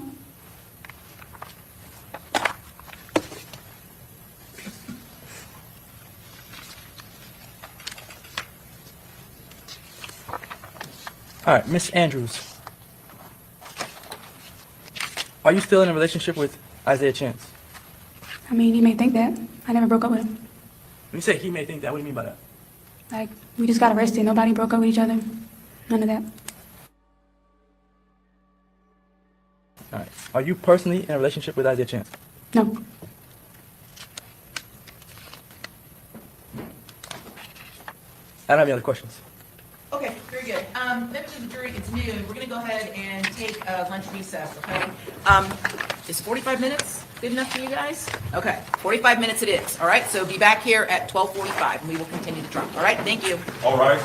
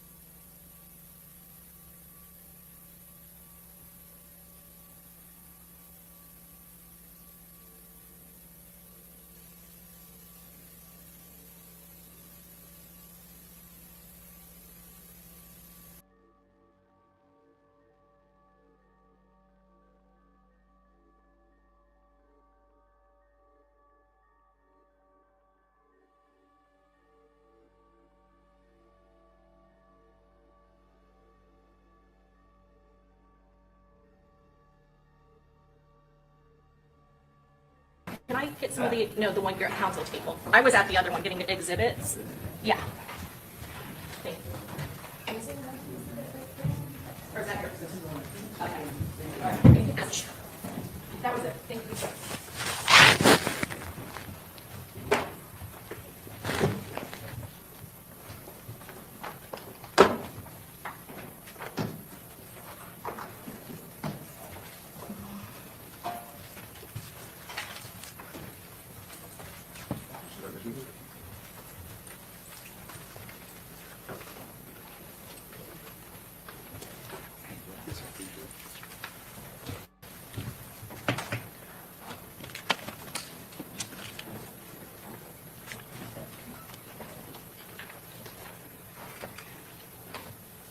I just realized we're missing a rather important jury instruction, 3.7 regarding burden of proof. So I'm going to print that up and include that. Sorry. We were also missing 2.7, the instruction on closing arguments. I'm going to print that one up as well.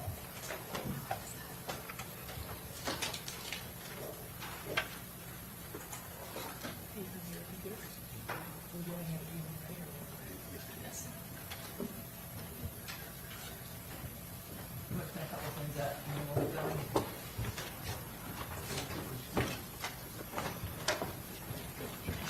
Yes, ma'am. So, thank you. Yes, ma'am.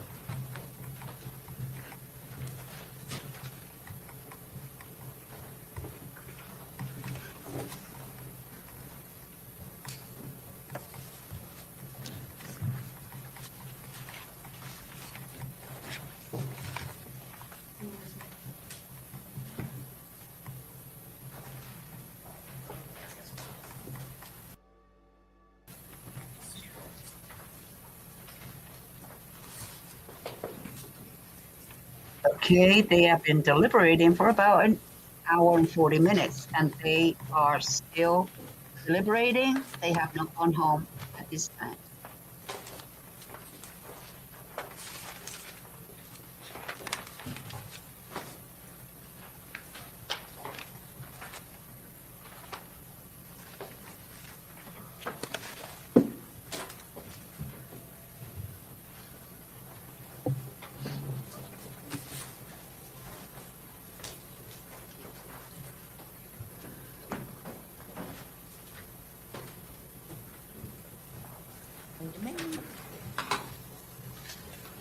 Oh, dagnabbit. No, that's not what I wanted to print. Ay, caramba. Oh, and here we go. We have a verdict.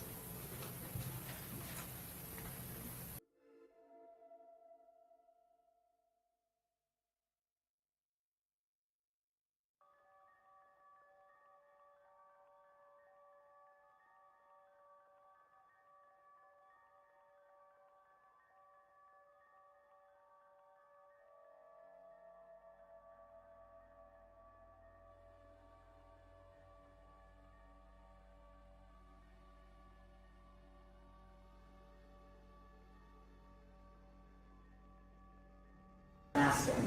Or bring them out and ask them. I guess they can come out. Oh, it might be a question.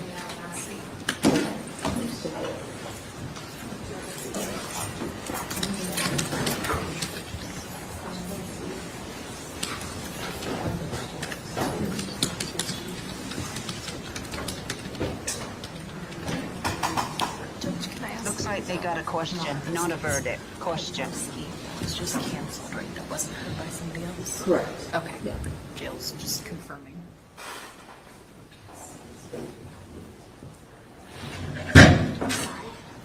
Okay, very good. Go ahead and bring him in.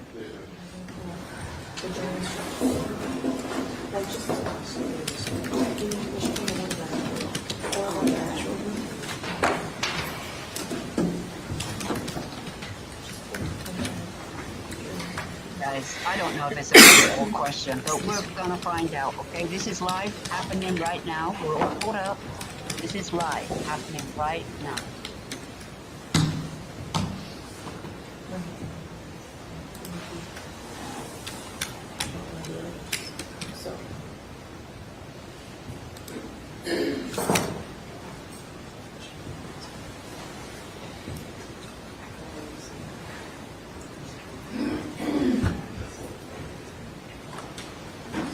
All rise.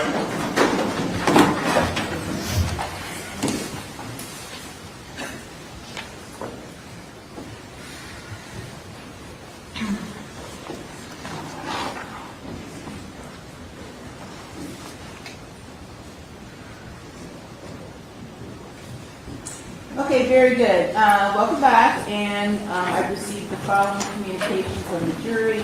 This criteria, number one, in the definition of a principal apply in the case of second-degree murder, signed by the foreperson of the jury. And by criteria, do you mean element one, the defendant intended the crime to occur? Okay, so any objection to me answering the question? I didn't. Okay, someone nodded their head yes. Is that correct? Yes? Okay. No objection. Okay, the answer is yes. Okay? All right? It does. Okay, very good. Sorry about this taking so long for the pizza to get here, okay? It's coming. They promised us, okay? All right. Okay, very good. Thank you all. You can All right. resume your deliberation. Okay, guys, that was a clarification from the jury wanting to know. I think we're close to a verdict. They go back in there. And I'll go back to where I left off. But as soon as they come back in again, I will just cut that off and let's get right through it. Okay, very good. Thank you. So we're back to deliberations. And we are now back on verdict watch.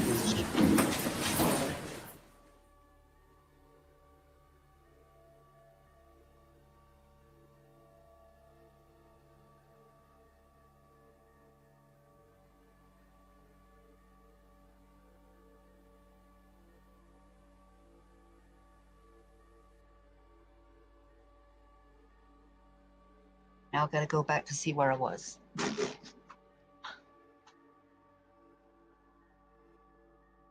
I kind of know where I was because we were like on a break.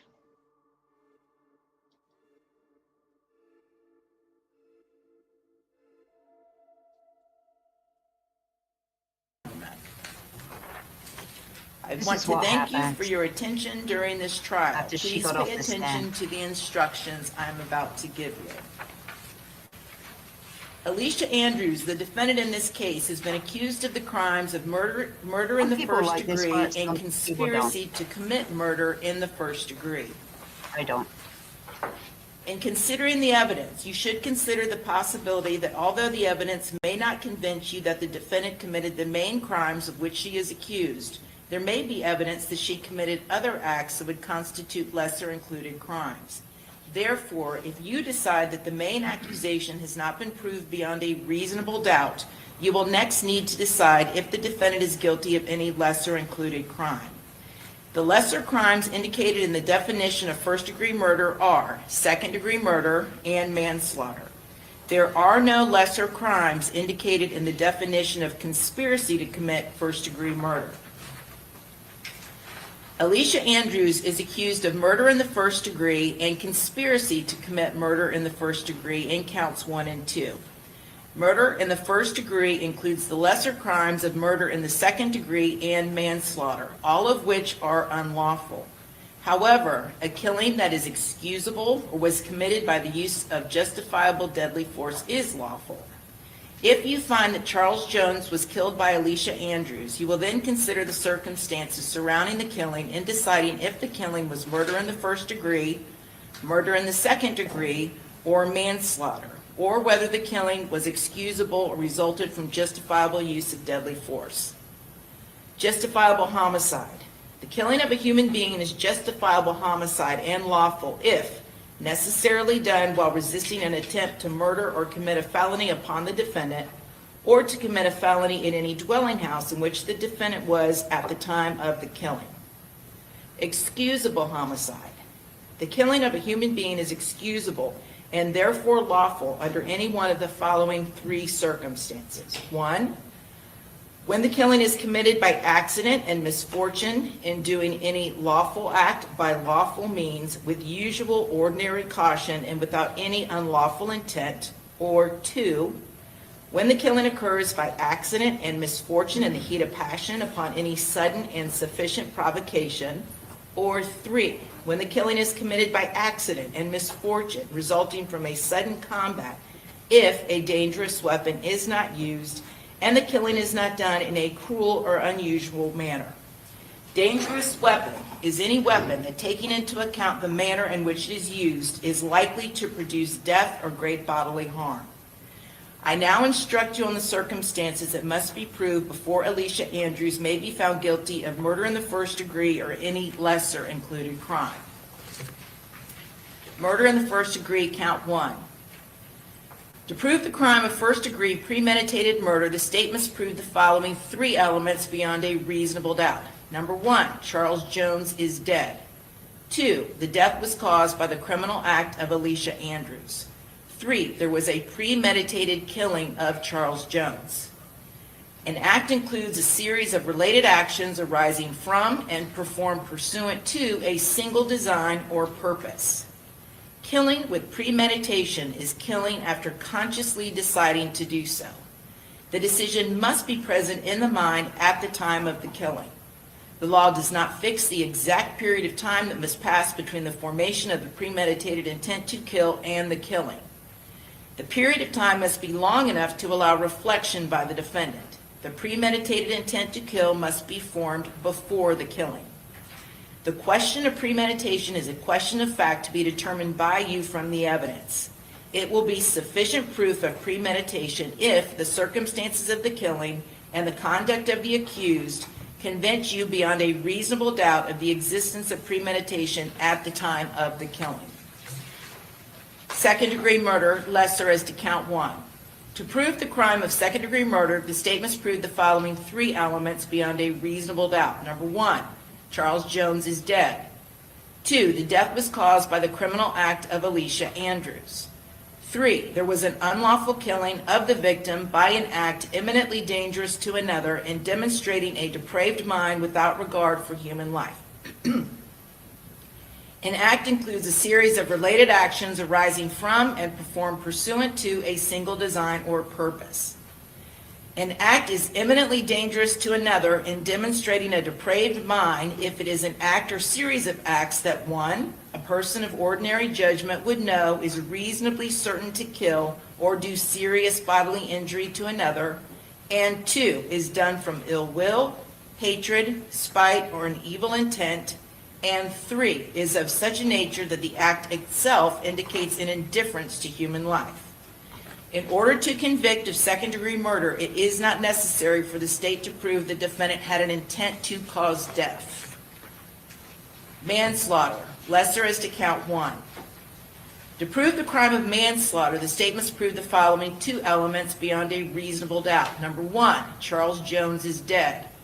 2, Alicia Andrews intentionally committed an act or acts that caused the death of the victim, or B, the death of the victim was caused by the culpable negligence of Alicia Andrews. Every person has a duty to act reasonably toward others. If there is a violation of that duty without any conscious intention to harm, that violation is negligence. The defendant cannot be guilty of manslaughter by committing a merely negligent act, or if the killing was either justifiable or excusable homicide, as I have previously instructed you. In order to convict of manslaughter by act, it is not necessary for the state to prove that the defendant had an intent to cause death, only an intent to commit an act that was not merely negligent, justified, or excusable, and which caused death. I will now define culpable negligence for you. Each of us has a duty to act reasonably toward others. If there is a violation of that duty without any conscious intention to harm, that violation is negligence. But culpable negligence is more than a failure to use ordinary care toward others. In order for negligence to be culpable, it must be gross and flagrant. Culpable negligence is a course of conduct showing reckless disregard of human life or of the safety of persons exposed to its dangerous effects, or such an entire want of care as to raise a presumption of a conscious indifference to consequences, or which shows wantonness or recklessness, or a grossly careless disregard for the safety and welfare of the public, or such an indifference to the rights of others as is equivalent to an intentional violation of such rights. The negligent act or omission must have been committed with an utter disregard for the safety of others. Culpable negligence is consciously doing an act or following a course of conduct that the defendant must have known or reasonably should have known was likely to cause death or great bodily harm. Criminal conspiracy count 2. To prove the crime of criminal conspiracy, the state must prove the following 2 elements beyond a reasonable doubt. Number 1, the intent of Alicia Andrews was that the offense of first-degree murder would be committed. 2, in order to carry out the intent, Alicia Andrews agreed, conspired, combined, confederated with Isaiah Chance, Sean Gathright, Rashad Murphy, or Davion Murphy, or other diverse persons to cause the first-degree murder to be committed either by them, or one of them, or by some other person. It is not necessary that the agreement, conspiracy, combination, confederation to commit first-degree murder be expressed in any particular words or that words pass between the conspirators. It is not necessary that the defendant do any act in furtherance of the offense conspired. Principles. If the defendant helped another person or persons commit a crime, the defendant is a principal and must be treated as if she had done all the things the other person or persons did if the state proved beyond a reasonable doubt 1, the defendant intended the crime to occur, and 2, the defendant did some act or said something that was intended to and that did incite, cause, encourage, assist, or advise the other person or persons to actually commit the crime. To be a principal, the defendant does not have to be present when the crime is committed. For first-degree premeditated murder, the state must prove the defendant intended that the killing of Charles Jones occur.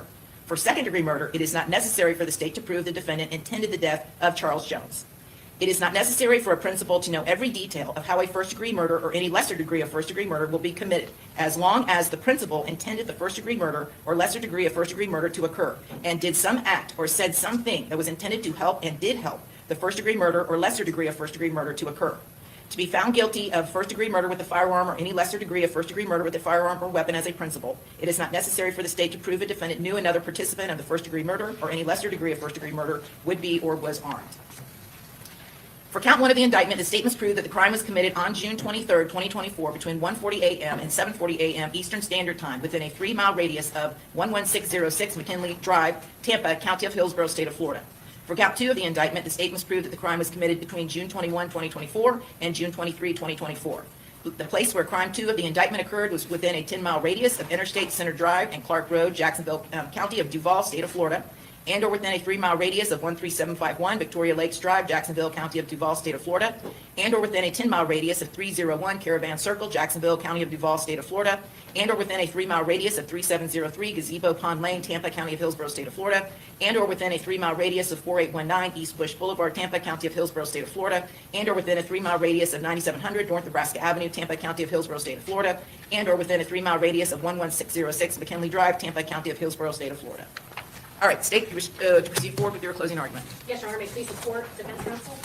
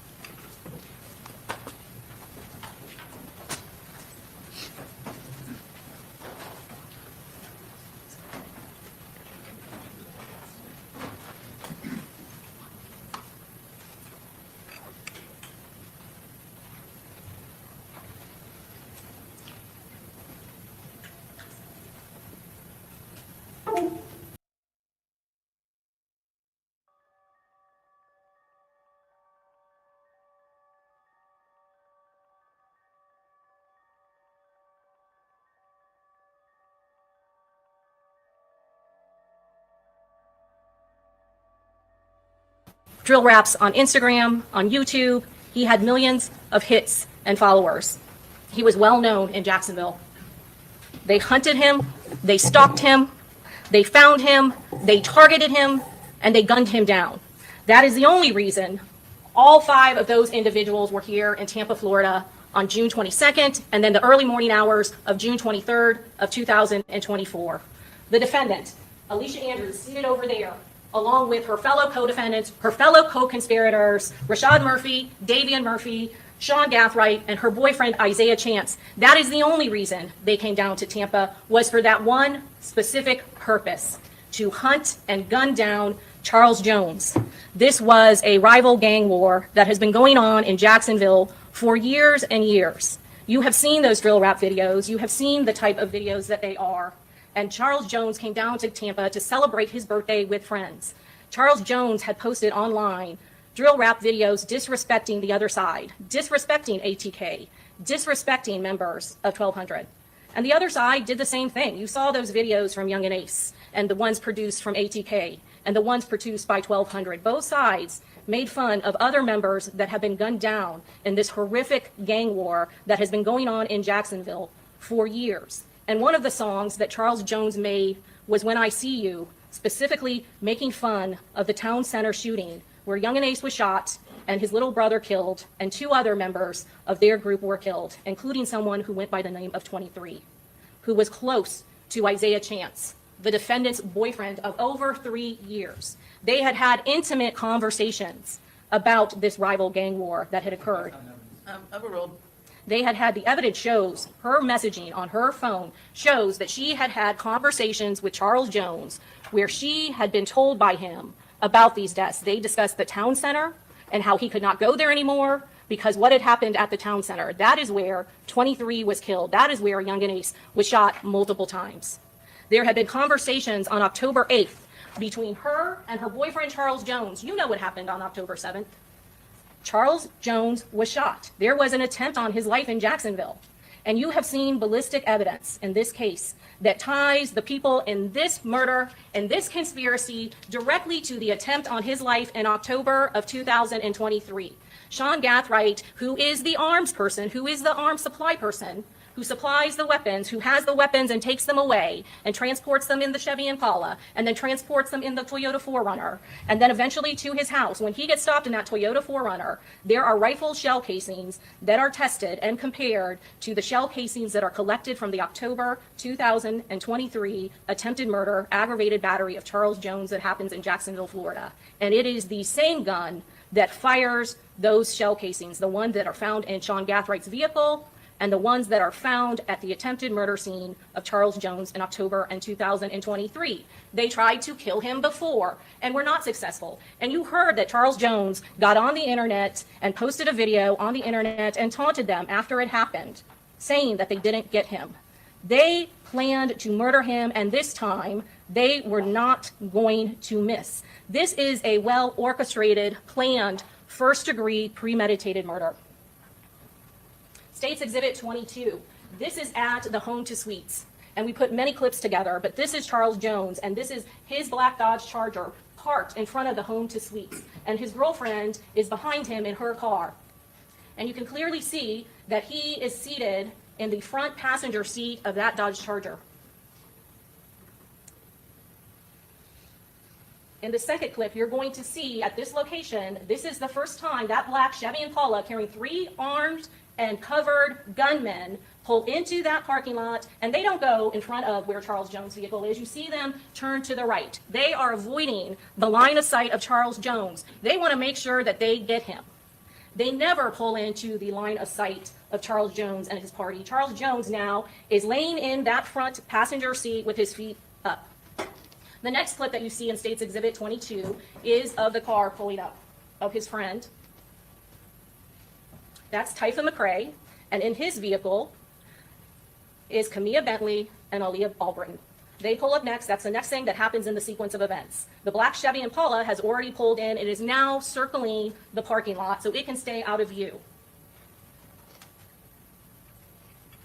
The next clip you're going to see is Typhon McCrae and his girlfriend, Aaliyah Albritton, get out and go to the bathroom.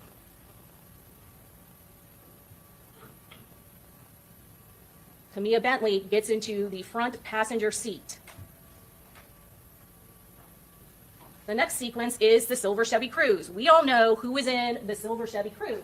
It is the defendant along with her good boyfriend, Isaiah Chance. They circle, they don't go to the right, they directly go by the cars of the victim and the victim's party. These are cars that they are very well familiar at this point because they have seen these cars at 2 other locations. They saw it first at Teasers and they saw it at Truth 18. It is not a coincidence that the silver Chevy Cruze followed them to this location and then pulls off into another parking lot while it waits for that black Chevy Impala with the 3 armed and masked gunmen to get there. They are waiting for the gunmen to get there. And when the black Chevy Impala gets there, they come and they directly look for the victim and the victim's vehicles. Again, State's Exhibit 22, you're going to see that silver Chevy Impala with the defendant and her boyfriend circle around, and they are going to the exact area where the black Chevy Impala is. The second clip. After they have gone to where that black Chevy Impala is and the black Chevy Impala has parked, they then are now leaving, and they again are going for a direct line of sight where the victim and his friends are parked and sitting in their cars. State's Exhibit 22, you're going to see at this very moment, they can see where the victim is. That silver Chevy Cruze is passing where the victim is seated in that passenger seat. They are the eyes. They are the surveillance tracking team of this mission. And make no mistake, this is a mission. The assault hit team is the black Chevy Impala with 3 armed and masked men. 2 of the men are having assault rifles. Their faces are covered. One of them has all black. The other has a white ski mask. And then the third shooter has a Glock with a switch that makes it a fully automatic gun and a weapon. You're going to see in this next clip that the first person to fire is the person with the firearm. And it's very clear what person they are shooting at, what person they are targeting. They are targeting the victim, who is the passenger in the black Chevy Impala. They don't care about any of those other cars that flee and crash. In this next clip, you're going to see that they are specifically targeting the victim. They follow his car. They continue to fire upon his car. That is the only car that they are interested in because the person who has taunted them, the person who they unsuccessfully tried to kill months ago, survived. And now they are going to ensure that he dies. State's Exhibit 22. They are heavily armed. They are prepared. They are masked. They brought artillery with them. They are ready to kill Charles Jones. They didn't just kill Charles Jones. When they came to Tampa and they shot up that parking lot, there were many victims. There were 2 people that were in that car with Charles Jones, Xavier Edwards was shot. You see his injuries in this photograph. Gino Norris was shot, not in a gang. Law enforcement very clear on that. Another victim in this crime. Camilla Bentley, also shot, not in a gang. They didn't care who they hurt. They just wanted to kill Charles Jones. They weren't the only victims in this case. They shot up a public parking lot in a hotel that had guests, that had families, that had people that were dropping off their children at University of South Florida, that is just across the street from Fowler Avenue, the other road that intersects McKinley, where those hotels are. They shot up hotel rooms that had families in it, husband and wives and children. They didn't care who they hurt. Their focus was on Charles Jones, and they wanted to make sure that they killed him.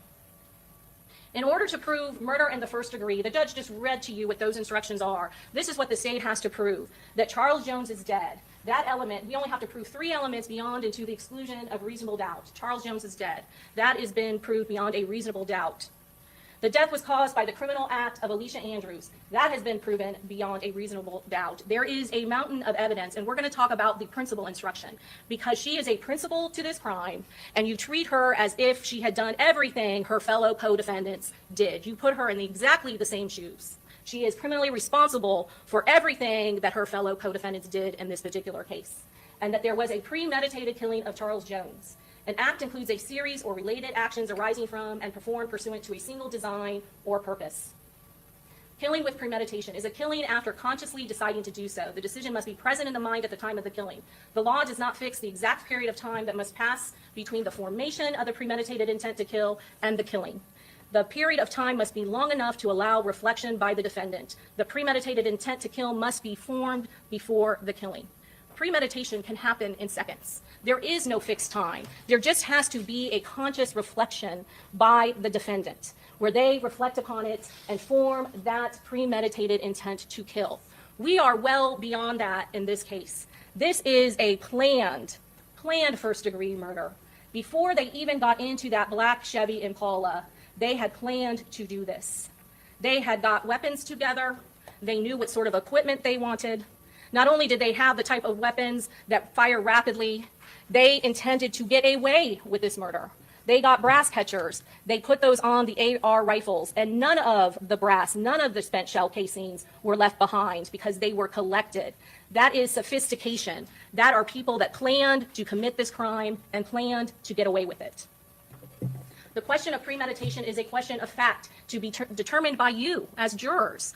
From the evidence, it will be sufficient proof of premeditation if the circumstances of the killing and the conduct of the accused convince you beyond a reasonable doubt of the existence of premeditation at the time of the killing.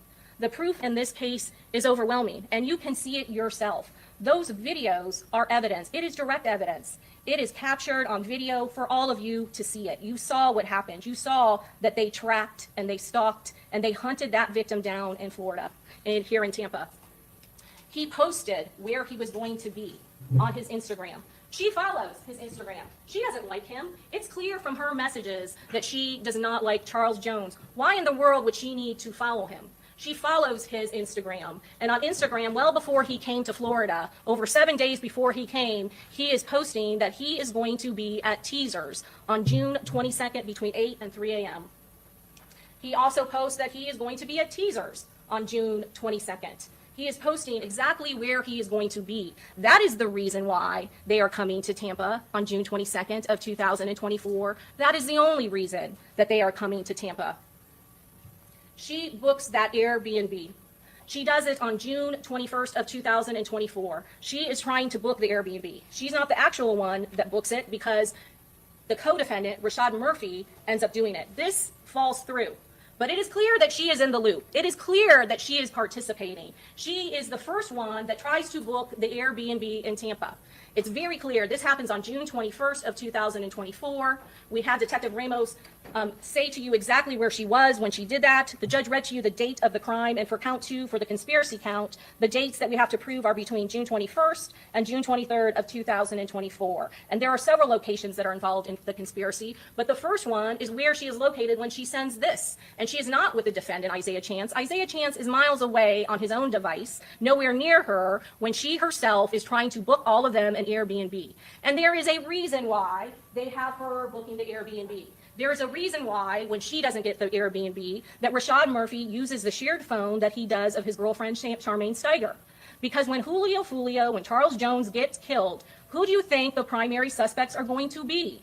It is going to be the high-profile rival gangs that are feuding with him online. So Isaiah Chance can't book the Airbnb with his phone. So Rashad Murphy doesn't use a phone. He's known as Ghost. He uses the shared phone of Charmaine Steiger because they know when law enforcement officers come looking and they know who's certified in a gang, that the first thing that they are going to look for is the usual suspects in this rival gang war. So Charles Jones isn't going to use his own phone. He's going to use the cover of his girlfriend. Just like Rashad Murphy isn't going to use his own phone, he's going to use Charmaine Steiger's phone. This is what they do because they want to ensure after this happens that they don't get caught. They also get rid of all of their phones because they don't want any sort of evidence to be linked and tracked back to them. So she says on June 21st of 2024 that she wants to book an Airbnb. She wants more than one bedroom, like two. And that doesn't fall through, or that falls through. And so Rashad Murphy on his phone, this is the phone that is confiscated in Rashad Murphy's possession when he flees from law enforcement in that silver Chevy Cruze, when he is found later by the Gwinnett County Police Department when they have put out an alert for that vehicle. And so he is the one on his phone, the extraction from his phone, there is the actual booking of the Airbnb that they end up using.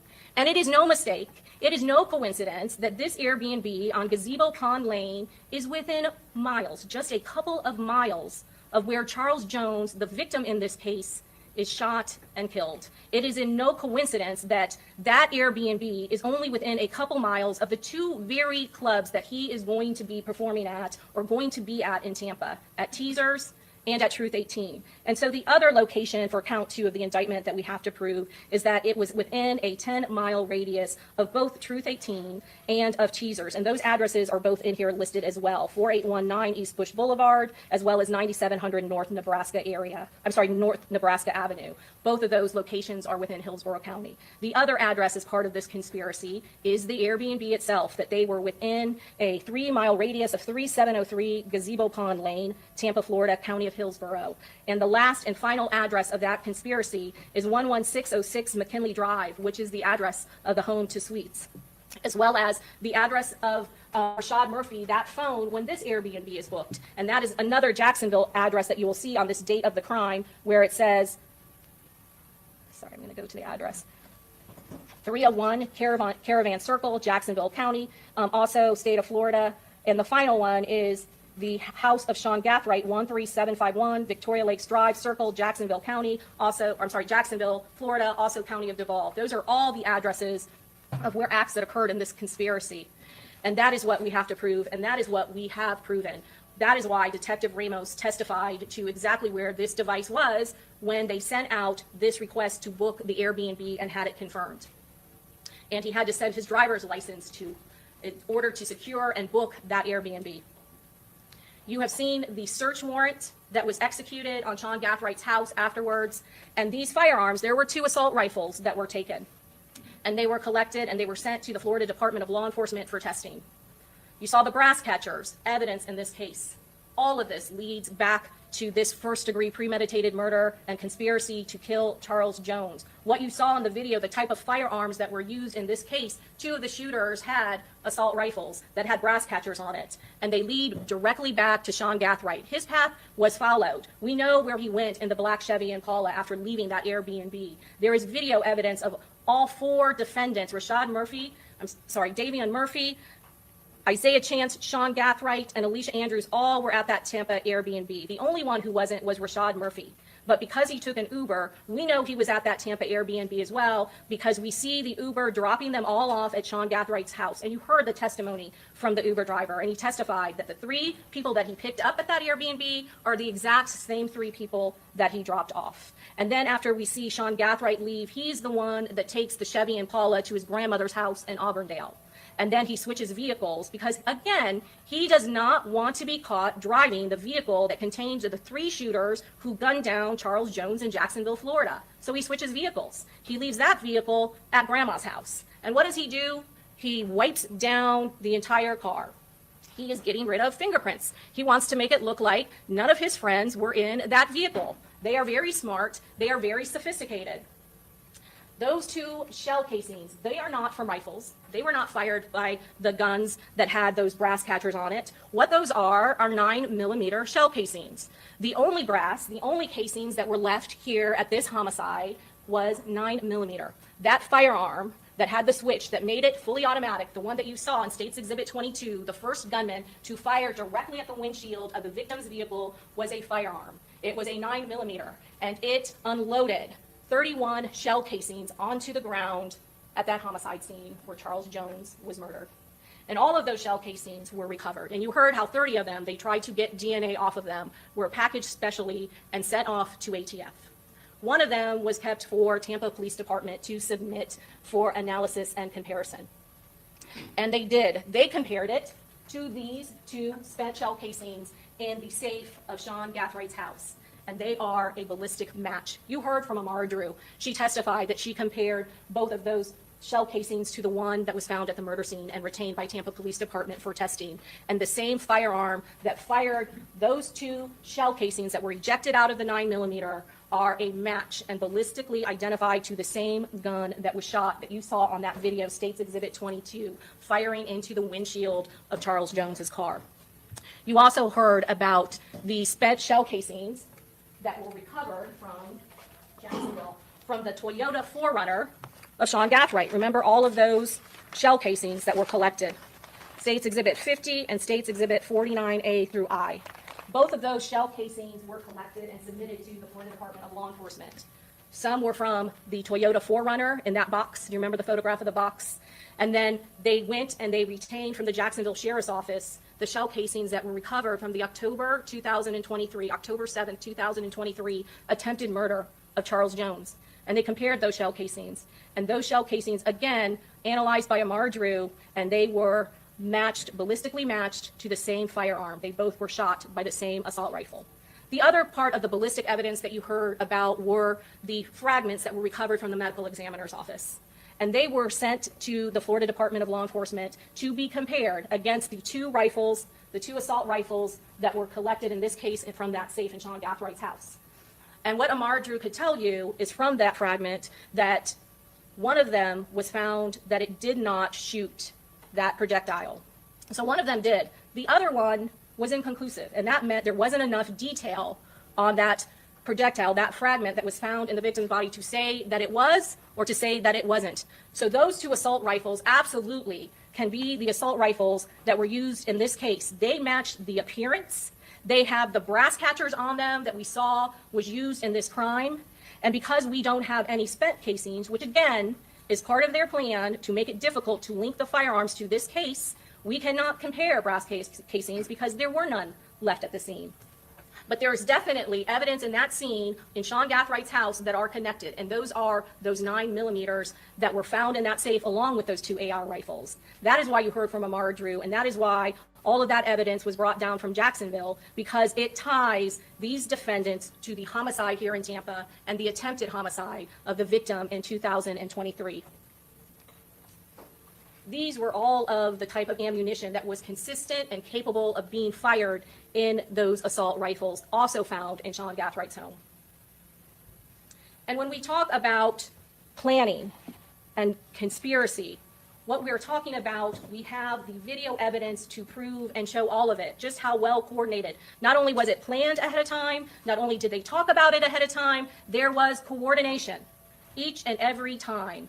This was a mission to kill Charles Jones, and there was an assault hit team, and there was a surveillance team that the defendant was a part of. And again, when we talk about using her for cover, she was a part of it. She was an active participant. She's not just sitting in the car. She has a role to play. Her play is that she is going to give Isaiah Chance cover. They know who Isaiah Chance is. You heard from Robert Howard there. If he would have saw or recognized Isaiah Chance alone in the parking lot in Tampa in the same vicinity of his friend Charles Jones, they absolutely would have known that they were in danger. He wants to blend. That's what she is. She's cover. That's what they do. They use their girlfriends, and she is an active, willing participant, and she has protected him in that interview with law enforcement and on that stand today, and she continues to protect him. And the judge will read to you an instruction, and she will let you know that once the defendant takes the stand, you treat her like any other witness in this case, and you determine whether or not she is credible. You determine whether or not she is lying on that stand when she tells you that she had no idea of what was going on. Common sense does not leave this courtroom. There is no way that a plan this well executed, this well planned, that those killers would have brought in someone who had no idea of what was going on. She is a trusted confidant of her boyfriend, Isaiah Chance. You heard those messages. You know not only is she a trusted confidant and that she knows all of the details of the gang war, that she has been personally affected by this. And there is no love lost for Julio. Her boyfriend that she loves and that she is willing to lie for and ignore what her attorneys are telling her to do and still call him and talk to him 5 times a day, sometimes more, about this case, it is because she is still in a relationship. She is doing that knowing that every single one of those jail phone calls are recorded. That is how much she loves him. That is how much she is willing to protect him. You see this chart. They went and they stalked that victim at more than one location. And you heard from Detective Ramos, and you heard from their own experts, Thomas Pullen, that all of the phones belonging to Isaiah Chance and Sean Gathright, that they were tracked, I'm sorry, not Isaiah Chance, Davian Murphy and Sean Gathright, that they were tracked to teasers earlier that day, before the victim was there, that they were going up and down Hillsborough. You know what that is? They're casing it. They want to know where is a good opportunity to shoot and kill the victim. That is why they are there before. The phone evidence in this case is overwhelming. That with the video evidence, you got to see with your own eyes exactly what happened in this case. And at this first location off of North Nebraska, you can see exactly by this diagram where everyone went. Those 4 cars represent the victim's vehicles, and the blue represents Isaiah Chance and the defendant, and they are the surveillance stalking team. The black Chevy Impala, it never gets to the scene first in any 3 of those locations: Teasers, Truth 18, and Home to Sweets. And they only ever go in the parking lot. This isn't a reconciliation. This isn't a romantic getaway. This isn't a time for the 2 of them to get back together. There is one purpose, and that is to find Charles Jones. They never go inside. They never talk to a bouncer. Their one job is to see when Charles Jones gets there. They walk in the parking lot. This is June in Florida, in Tampa, Florida. It is hot out. Isaiah Chance, who cares about his appearance, who wants to know what his outfit looks like, who gets into a war of words with Charles Jones online because he's accused of wearing fake designer clothes, is not going clubbing in a gray hoodie with a hoodie pulled up and a COVID mask on his face. And neither is the defendant. She's not going in some kind of track pants and a blue jean jacket clubbing in Tampa if that is their true purpose. They are wearing COVID masks so that their faces are covered, and they are appearing as a couple so that Charles Jones and his friends don't have any sort of alert or warning that the other gang is here.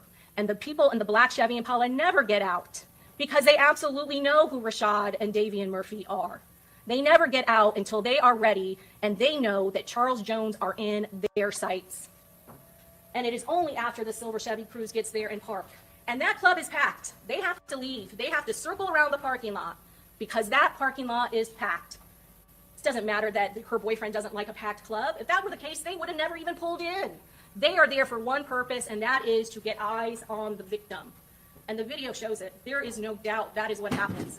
She is walking less than a foot away from him at all times when he is talking on their phone. It goes beyond belief that she didn't hear every single word that he said. And she is not shocked. She is not trying to walk away from him. And she certainly is not surprised because she knew it. All of the conversations about the conspiracy, they happened well before the date that we charged for that conspiracy.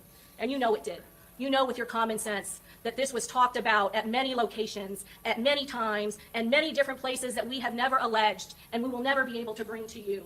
Because Overall, go ahead. the defendant will never admit what she did. She won't admit it to Detective Ramos and the detectives at the Tampa Police Department, and she's certainly not going to admit it to you, because that would mean that she is confessing to conspire in a first-degree premeditated murder. But you know that those conversations happened because of what you saw on the video. She is not surprised. She is playing her role. She is playing her part. You saw those messages between her phone and Sean Gathright. Pick up the effing phone now. Pick up the effing phone now. They are desperate for communication. To suggest to you that there wasn't an actual phone call that occurred after that second text message is preposterous. And she is seated next to him in that silver Chevy Cruze. And to suggest to all of you that you don't know exactly the type of conversation that happened in that car that she absolutely heard and knew about because she is a part of it. Your common sense tells you that this was well planned, well executed, and they would not have brought along a girlfriend unless she served a purpose. And she did. She was their cover. And you know from the stand, she admitted what had happened on October 8th, that phone call. She had to admit it. She didn't want to admit it, just like when law enforcement officers were questioning her. When I was questioning her, she in her memory, she knows the conversation she's had with with Isaiah Chance. She knows their conversations. She knows what happened when his best friend, one of his good friends, was shot and killed on October 6th and 7th of 2023, and how upset he was. There are messages between the two of them where he is telling her how out of his mind he is with grief. And you heard her say, yeah, I had to stay away. I had to stay away. And then he's telling her to be loyal, to stay loyal. And then she is responding, don't worry, I'm straight. I will delete those messages. She is his intimate confidant. They have talked about this. And what exactly do you think that she needs to delete? What conversation could she possibly have to delete on August 8th of 2023? Charles Jones was shot on October 7th of 2023, and her boyfriend and the boyfriend's best friends are now ballistically connected to that attempted murder of Charles Jones. We know exactly what she's deleting. She's got his back. She had his back on October 8th of 2023. She had his back in that interrogation room with law enforcement where they are pressing her. And make no mistake, she knew why they were talking to her. She knew why they were questioning her. It's clear in her messaging to the person that they are making fun of law enforcement for having the wrong phone. She knows law enforcement officers are looking for her. You saw that text exchange. You saw her say, are they still there? It's very clear they're talking about police. And she's like, they still have my phone. It's just for a resisting arrest charge. Oh, too bad. They have the new phone. I don't have they didn't get the old phone, laughing my effing ASS off, right? That's consciousness of guilt evidence. There isn't any reason she needs to be laughing at law enforcement for having the phone, for having her new phone, and not having her old phone, unless the old phone has what? The old phone has evidence on it. And you heard from law enforcement, there's an Apple iCloud that she didn't count on, that they were able to get up a backup of. They were able to get a backup of her phone of every single thing, messages, thousands of messages. But the one message area that they can't get is the day of the homicide. They are able to get it off Sean Gathrigh's phone. That's why we know that her phone and Sean Gathrigh's phone are communicating desperately when the tracking of the victim is occurring. You have video evidence of Charles Jones being stalked at teasers for silver Chevy Cruze. You have video evidence of after the silver Chevy Cruze, the black Chevy Impala appears. Same exact thing happens at Truth 18, the two places where the victim advertised that he would be on Instagram, and she follows him on Instagram. And again, the same coordination, the surveillance tracking vehicle, the silver Chevy Cruze, with again, the defendant and Isaiah Chance, her boyfriend, in that car. You know that there are communications that are not accounted for in those call detail records, that there is some other application that they are using for those calls. You heard from Detective Ramos. When that phone is up to Isaiah Chance's ear and he's walking on that phone, there isn't an attempted phone call. There isn't a missed phone call. There is no record of it. Those calls from that time period and those messaging are happening when he is in the car with her. So there is definitely another application that, again, shows sophistication. They do not want to be caught. They do not want to be tracked. They are very careful with what they are doing with their devices.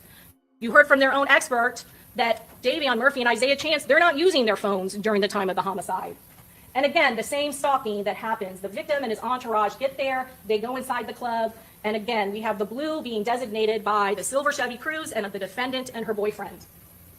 And this is not a romantic getaway. To suggest is beyond common sense, beyond all reason. They are just walking around the parking lot. They don't make any attempt to go to the door. And the reason why the coordination of the video shows it is because the victim's party has just gone up those stairs and that they are on that second landing getting ready to enter in the club. They don't even go up to the sidewalk. They stay well in that parking lot and they end up walking to the sign. Is a sign a tourist attraction, something of interest that they would need to go to? They are purposely avoiding that door because Isaiah Chance knows Julio. And there is no reaction by the defendant. There is no surprise. There's no reaction like, why in the world are we walking through the sign and the roadway and not going to the club if they truly are going clubbing? It is because it is a lie. She knows exactly what is going on. You know exactly the type of conversations that are happening inside that black Chevy Impala. The homicide scene. You have seen video of this many times now. I'm not going to show it again. But again, there is that coordination. You saw the USF full cam. It is their car, the defendant, and Isaiah Chance and that silver Chevy Cruze that is following behind the victim and the two other vehicles with the victim. They don't pull into the home to suites because they're not the gunmen. They don't have any of the shooters in their car. They have to wait. You know that there is, again, communication that has to be happening between those two vehicles. It is no coincidence that at two locations where the victim is, the silver Chevy Cruze appears, and then shortly thereafter, the black Impala appears. And then at the third location, that is not ever advertised, never advertised anywhere. They just go to those hotels to get a room. The only way, the only possible way that Sean Gathright and that black Chevy Impala could possibly know where the victims are, because you know he's tracking them. You saw from his phone, he's trying to get this Kayla Enright or his sister to be able to call somebody who's with Six to find where he is earlier in the night when he's at the Airbnb. They're trying to get an address. There's only two locations they know where Charles Jones is going to be, and that is at Teasers and Truth 18. The only way the shooter, Sean Gathright, and the other two shooters in that black Chevy Impala could possibly know where the victim is because the silver Chevy Cruze, who has been following that car all along from Truth 18 to the home to suites, called them and told them. And as soon as the black Chevy Impala makes that U-turn and goes into that McKinley entrance, the silver Chevy Cruze with the defendant and the victim go right into the entrance and do what they have been doing all night, and that is act as surveillance. They are eyes on the victim. Where is he? And the reason why the gunmen know exactly where the victim is because that silver Chevy Cruze drives right in front of it and know where the victim is at the time of the shooting. Principles. If the defendant helped another person or persons commit or attempt to commit a crime, the defendant is a principal and must be treated as if she had done all the things the other person or persons did if the state proved beyond a reasonable doubt the defendant intended to commit the crime and the defendant did some act or said something that was intended and that did incite, cause, encourage, assist, or advise the other person or persons to actually commit or attempt to commit a crime. That is an or there. They only have to do one of those things: incite, cause, encourage, assist. She did more. She assisted. She did more than just assist. She participated. She was part of the tracking team. She tried to get the Airbnb, and she provided that cover for them all night. Encourage, actually commit. We have proven those as if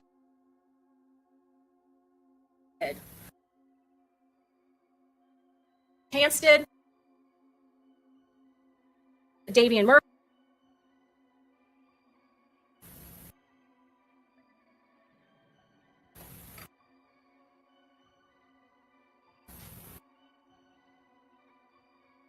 that we never have the element. Motive is why is not willing, not an element, but in this it has affected her and everything what Foolio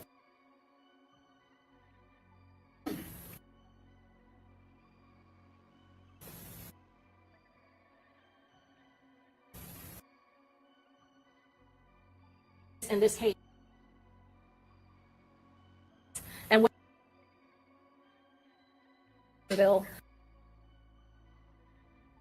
this plate reader and that they at all of they drove down and they are hit the defense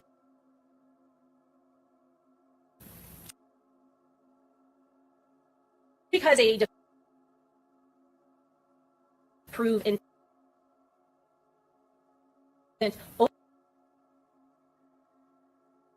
of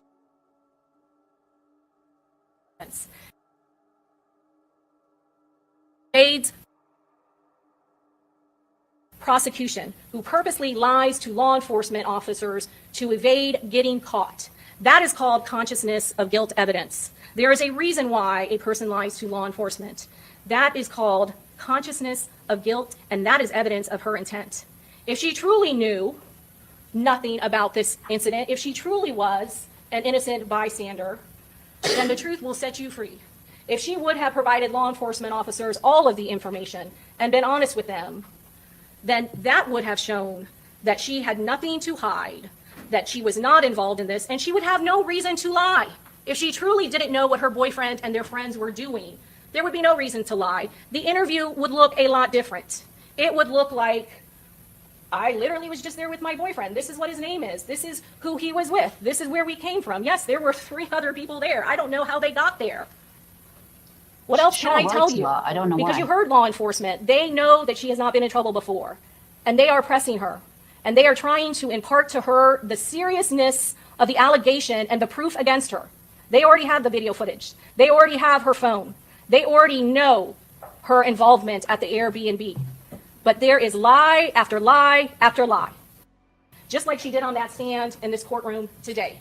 And there is only one reason she needs to lie, and that is because the truth is that she is guilty of first-degree premeditated murder and conspiring with all the defendants in this case to commit first-degree premeditated murder. There is no reason for her to forget how she gets in the door. And the detective may have had it wrong about her being the one to enter the access code, but what he certainly didn't have wrong is the lock code. That door is only unlocked 3 times. One by the person who first gets in and not captured on the video, and that's the one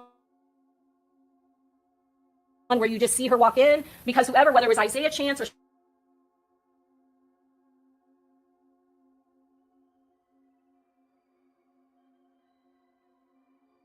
goes off to the back and then comes back and somebody lets her in on the lock code.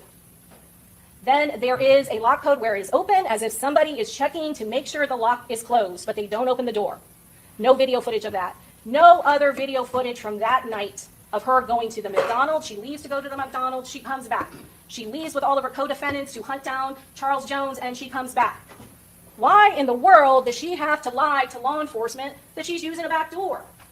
Because she knows she is protecting Isaiah Chance. She is protecting Rashad Murphy. She is protecting Davian Murphy. She went to Raines High School, and she would have you believe that she has no connection to Spaz, to Joe Rod Adams. He was killed. She was talking to her friend, her good friend Jewel Jones, about that homicide, and their good friend Will wasn't killed. But he was shot in that same homicide of Spaz, Joe Rod Adams. And Joe Rod Adams is the little brother of Rashad Murphy and the cousin to Davian Murphy. And she would have you think and believe she has no idea who they are. Do you believe that? That she has no idea and had no conversation with either of them, and they all have the connection of a deceased person by the name of Joe Rod Adams. And in that 3.5 ride back to Tampa in the Uber with Rashad Murphy, she doesn't have one conversation with him. There are connection after connection to this gang war with all 5 of the co-defendants in this case.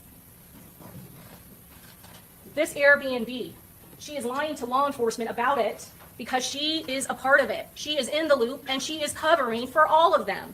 And she knows that she is covering for all of them, and she knows that they purposely knew that there was a video camera on that ring door. And regardless of whether law enforcement got it wrong about the door, they certainly got it right. She's the only one seen on it.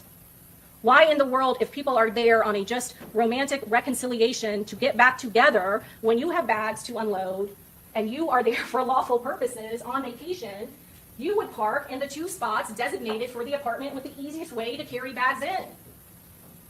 They're right there. They're open. They're not taken.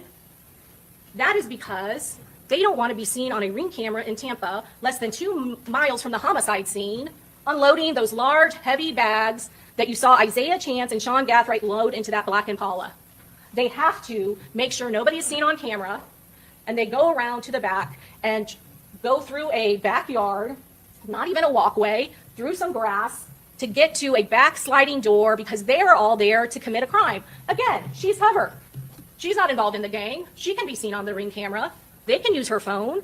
Because that is what the cover story is, right? That is the cover story. That is what she's sticking with. That is what she told law enforcement. That she's just there with her boyfriend, Isaiah Chance, and they're just tourists, right? That's what they tell the law enforcement officers in that interview room. We can drive anywhere. Tampa's a tourist city, right? Just a big coincidence. That's the cover story. That is another part of the conspiracy.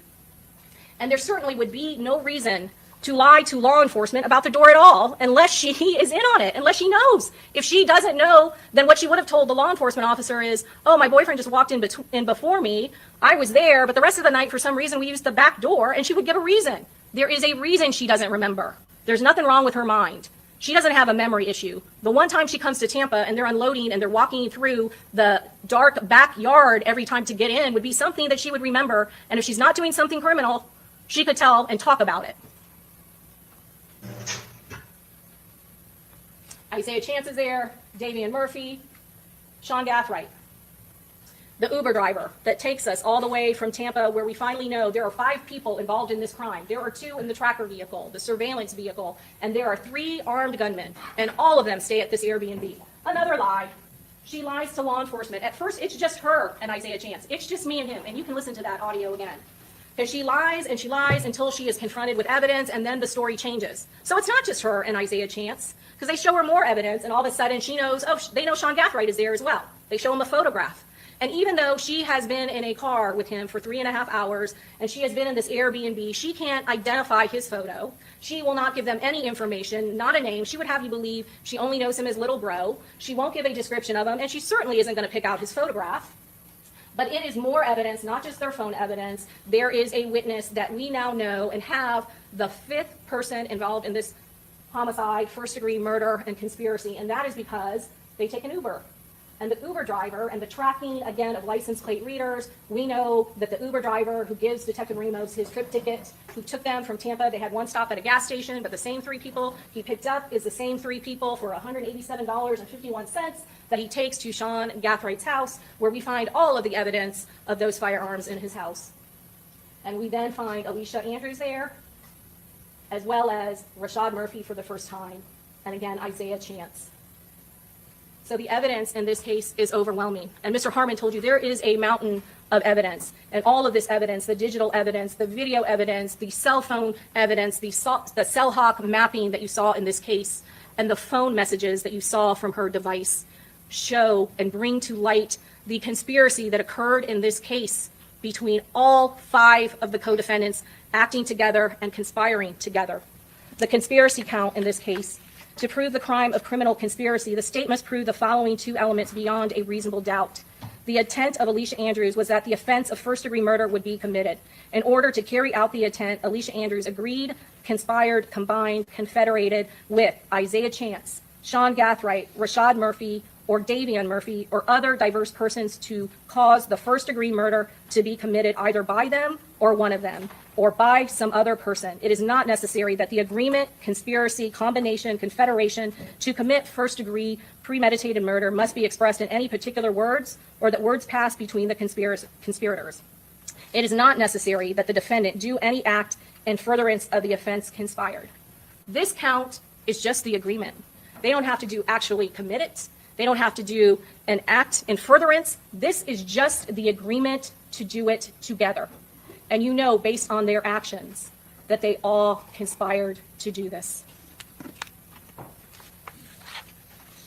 Rashad Murphy, more evidence. This investigation led to Auburndale in Florida, Sean Gathwright's grandmother's house, to Jacksonville, to his residence in Jacksonville, and it led to Gwinnett County as well, where he is caught in that silver Chevy Cruze that belongs to a person that dates one of his family members. And then Jacksonville Sheriff's Office also assisted and got photographs, a video from Walmart that occurred on 6/21, where the defendant is seen in there, Rashad Murphy, the co-defendant Rashad Murphy, is seen there buying some stuff. And they see what he is wearing, and they compare it to the still videos that are taken in this case. More evidence again. He's not just driving the tracking vehicle. He's not just found with the tracking vehicle. More consciousness of guilt evidence. Gwinnett County Sheriff's Office locate him in the second suspect murder vehicle in this case in Tampa. And we are days later.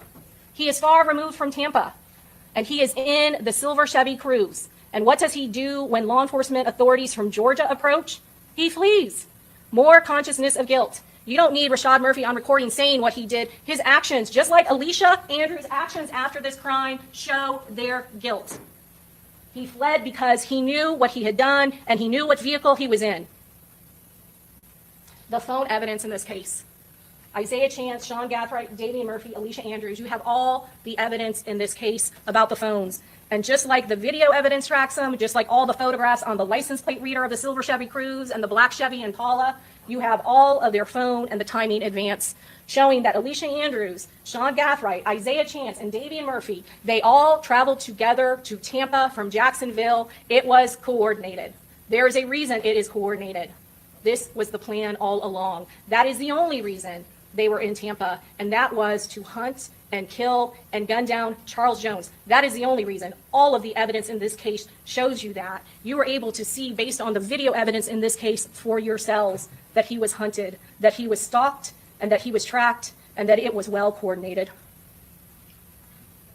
The McDonald's video, COVID mask, another lie. It is not her clubbing attire. It is part of her disguise. It is a part of Isaiah Chance's disguise. Do you think Isaiah Chance has any concerns about his health? Why is he wearing a COVID mask? It is to mask his face. She gives every reason to law enforcement why it is that she's wearing a COVID mask. Again, every time she is confronted in that interview, she lies again. She says that she's concerned about her health, and then because of all the smoke in the clubbing. You saw from this video at the McDonald's that her co-defendant, Damian Murphy, the driver, is sitting there puffing away while she is in the seat next to him, not wearing a COVID mask. She's not wearing a COVID mask when she gets into an Uber with a stranger and is in a car, a small confined space with him for 3.5 hours. She's not wearing a COVID mask when she gets out of that car. She's not wearing a COVID mask when she goes into the the Airbnb on Gazebo Pond Lane. But her phone tracks her everywhere, and that is why you get to see all of the video footage from that night. This was on the phone, again, showing them tracking and going back to teasers to stalk the victim. All of the license plate readers, all of the cell phone mapping, States Exhibit 77, which you heard from Detective Ramos, they don't just rely on the records provided to them by the cell phone companies. They actually verify and confirm the accuracy of those timing of the cell phone records by seeing if they could provide visual evidence. You heard from the defense expert, and you heard from the defense attorney questioning the defense expert, saying like, oh, they purposely kept out Players Club. They didn't purposely keep out Players Club. You heard from Detective Ramos that not only him, there are other members of the Tampa Police Department looking for surveillance video based on the timing advance records of the defendant. They were hoping to get video evidence of her everywhere. You heard of all the places they went looking for and asking for videos. That is what they were scouring. They were looking at the timing advance, trying to see where she had been, and they are following that path to see if they could get video footage of the suspects. And you saw that they got it at McDonald's. You saw that they got it at the USF poll cam, but you heard from Detective Ramos that there were no video footage at this Players Club. You heard from their expert that they are in the vicinity of Players Club. That is just another lie that she is telling you on the stand.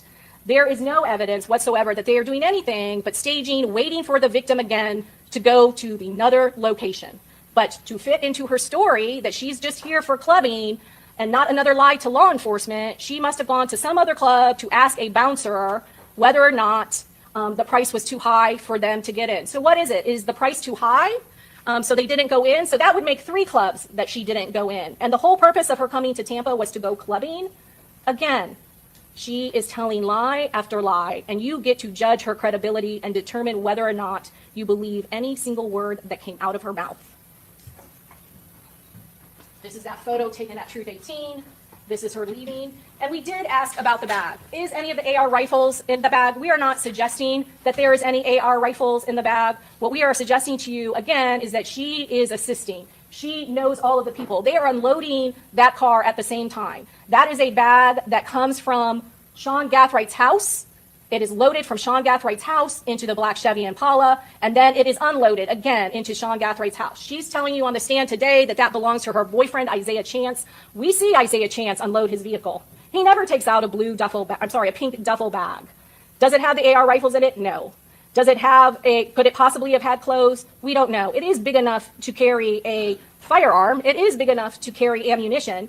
We don't ever have to prove to you what is in that bag. It is just another piece of evidence saying she is assisting them, she knows what is going on, and she is participating. She's not going to, she can't talk to any of these people, she can't have communication with any of these people, yet she can carry their bags out. She is comfortable with all of them. There isn't anything in these videos that suggests to you that she is afraid of any of them, that she is uncomfortable with any of them, or that she is scared of any of them. And I would suggest to you, when you're evaluating her testimony and what she said on the stand, it is full of not only lies, but contradictions. Is she afraid of Isaiah Chance? Was she forced to go on this trip? Was she a victim of domestic violence? Is she controlled by him? Yet she wants to make sure you know she doesn't live with him. She lives with her parents. And she can certainly tell him in a video and use language that isn't really suggestive of somebody who's truly afraid of somebody who can commit and control and make sure that they know every single thing that that person is doing. You judge that person's credibility and why it is they're telling you what they're telling you on that stand. Again, the cell phone mapping of her phone, cell phone mapping of her boyfriend's phone. There's only one time when he's using it, and that is close in time to the murder. And you know that there is a desperate attempt to get a hold of the other car. You have that pick up the phone, and then sharing of location, and then a couple of uses very close in time to where it is critical to get information to the shooters and the black Chevy Impala at 4:41 and 4:52 a.m. in the morning. This is that silver Chevy Cruze, again, with some unique identifying information. But you don't need that photograph. You don't need the license plate readers to know and to be able to be convinced overwhelmingly that she was in that vehicle, because she told you herself, in that interview with law enforcement, and you heard it. You heard before they really started confronting her with the evidence when they showed her photographs that she admitted that she was in those videos. So there is no doubt that she participated in her crime. There is no doubt as to her identity and her participation and everything that she has done in this case. And based on all the facts and all the circumstances of the evidence in this case, there is no reasonable doubt that she intended for this crime to be committed and that she assisted. She did more than assist. She participated as part of that surveillance team, posing as just normal, everyday people just happening to be walking in a parking lot so that her boyfriend, Isaiah Chance, would not be detected by the rival gang, Mr. Richoff War. There is no doubt that there was a war in Jacksonville involving both of these gangs, and that it came to Tampa when the defendant and all of her co-defendants brought it here. She is guilty of first-degree premeditated murder as a principal in this case, and she is guilty of conspiracy to commit first-degree premeditated murder. And all of the evidence shows and proves to you beyond all reasonable doubt that she is guilty. All right, ladies and gentlemen, we're just going to take a quick 2-minute comfort break, okay? Then we'll come back and we'll hear the defense closing argument. All rise.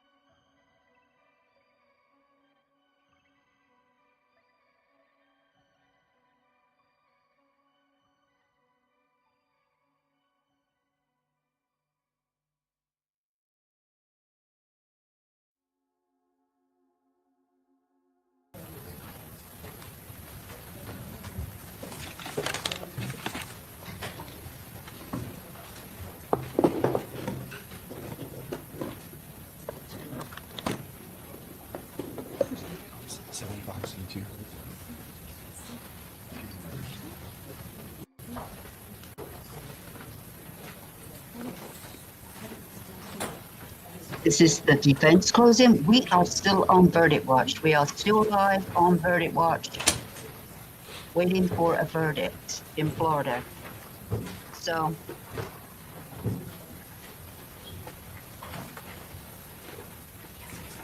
the jury is still deliberating at this time.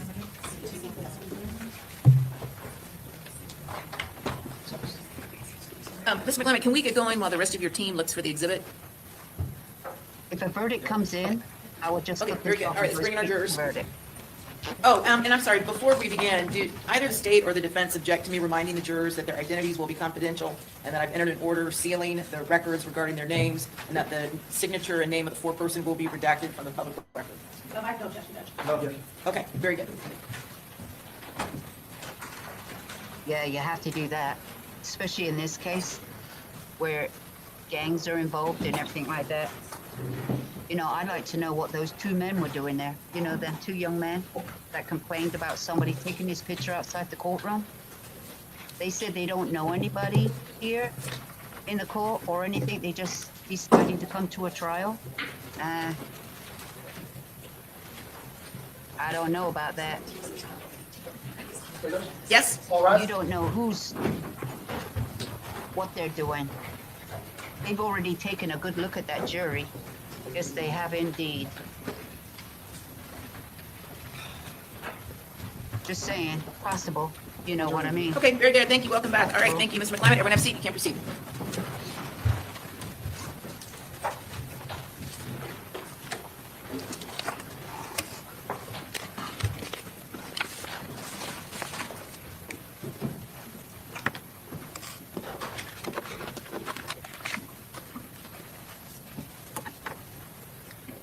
In the old days, old days, there was a warrior who had a best friend. This best friend of his was a dog.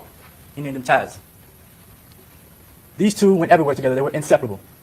But as time would have it, this warrior would get called off to war from time to time, and the dog would follow him out of the castle, out into the courtyard, past the threshold, to the crossroads, and he would leave Taz at the crossroads to go off for war.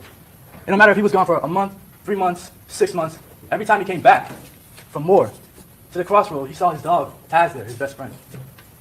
One time, he took a wife who bore him a child, and he had to go away God, this to war. defense lawyer.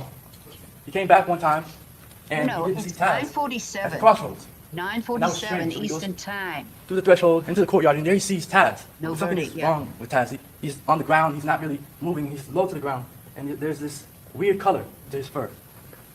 Taz leads him into the courtyard, into the castle, into a room where the bassinet was at for the baby. And there's blood all around the bassinet. The warrior knows exactly what happened. Ooh, we have Takes some his sword, movement in the court. and he kills his Movement best friend, in the Taz. court. I'm watching. Movement in the Then he hears a court. noise. He lifts the lid of the bassinet, and there he sees his infant baby, alive and well. And next to the bassinet, there's a rabid wolf that Taz had killed. He drops his sword, never picks it up again. He picks up Taz, takes Taz out to the courtyard, past the threshold, to the crossroads, and he buries him. He builds a nice monument for his best friend. And every day for the rest of his life, he goes out to the crossroads and he asks his friend for forgiveness. The sword of justice has the ability to save the innocent when used with care and responsibility. When used recklessly, it has the ability to harm the innocent. Alicia Andrews is innocent of every count, every lesser included, every crime that she is on trial for today.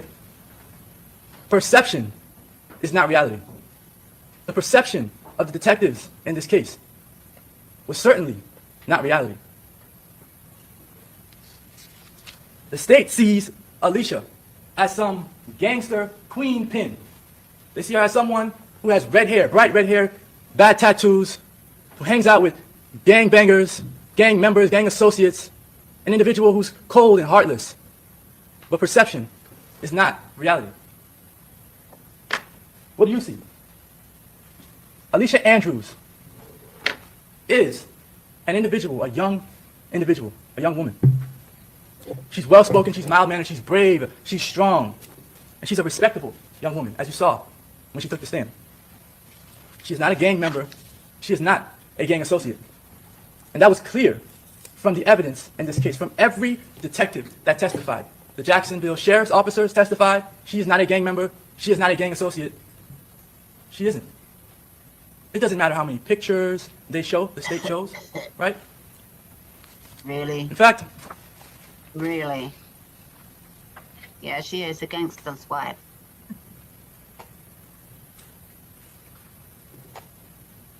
I love this exhibit. I love this exhibit. I love this exhibit. You love it. Wow. You just love it. Okay. I love this exhibit. I love these exhibits from 2021. And why do we love these exhibits? Because they embody exactly what the state's case has been about. Absolutely nothing.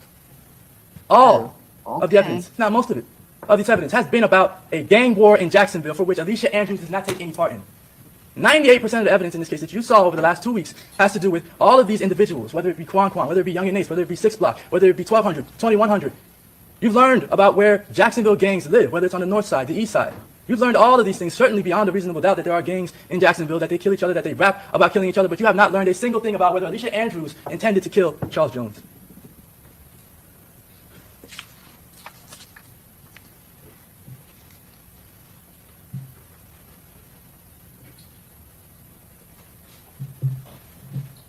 From the start of this case, the defense never said anything about a romantic getaway with Alicia Andrews. The word romance never came from the defense. It came from Detective Ramos' perception of what Alicia Andrews told him.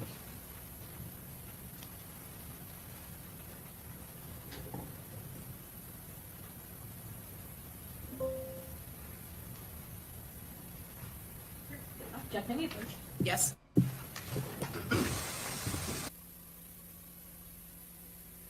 Yeah, I would approach too. My God.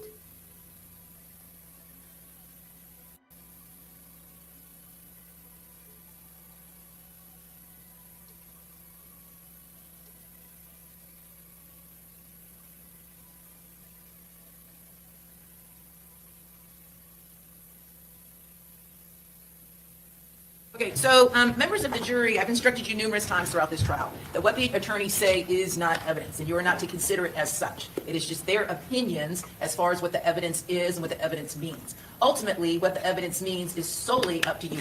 Okay? All right, go ahead. Okay, guys, the judge has just come back in and she is going to bring the jurors in, saying it's getting late because it's nearly 10 o'clock. And she's going to ask them a few questions. Do you want to go home or whatever? Or it's time to go home and come back Monday. So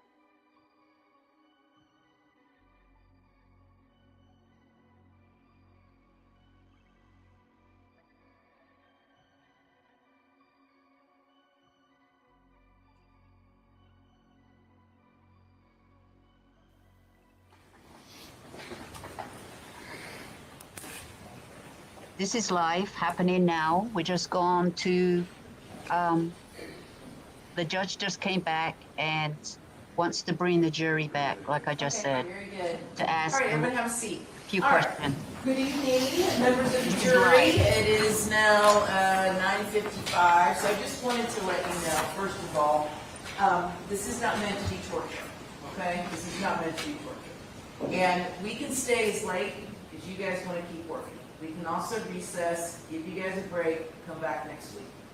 So I want you all to go back and just discuss amongst yourselves and make the call whether or not you want to keep working tonight or if you want to come back next week, and it could be whatever day works for you all. That's when you guys can come back. Stay.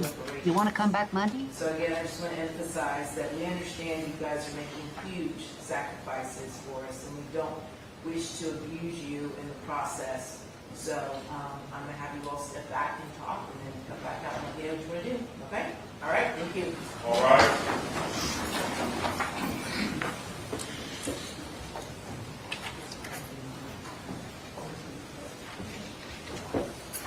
So why'd you have to do that? Why didn't you ask them right there and then? A show of hands.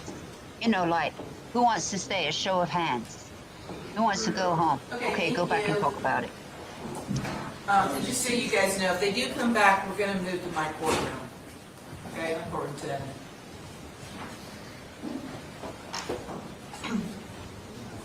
Yeah.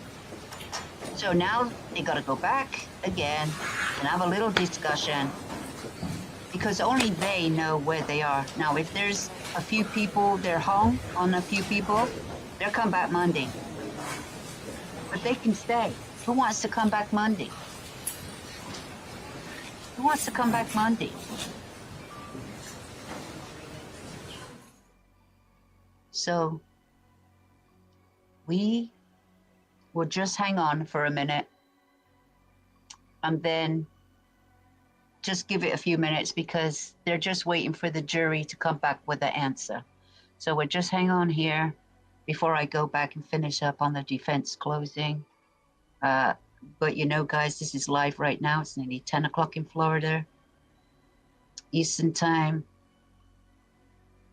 nearly 9 o'clock Central time, and we are on verdict watch.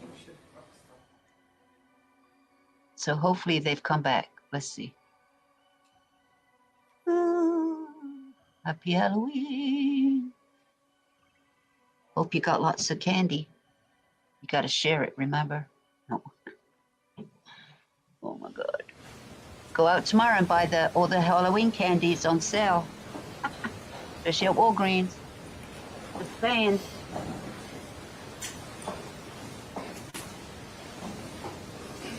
What do you think? You're gonna go or stay? Okay, so. Should I go or should I stay now? Okay, all right, then keep working. We're here. Woo. All right, thank you. All right. They're gonna keep working, guys. I think they're close. I think they're very close, guys. We could have a verdict tonight. 10 o'clock, like I said. The jury's gonna keep deliberating. Okay, thank you. All Now, right, very good. now we're back to verdict watch. Yeah, I didn't think they want to come back. I think they're close, guys. Come back in about another half hour, maybe. Yeah. Let's get back. Let's get back to where we were. Keeping an eye on things, guys. Keeping an eye on things. Now I gotta go back to where the hell I was. I forgot.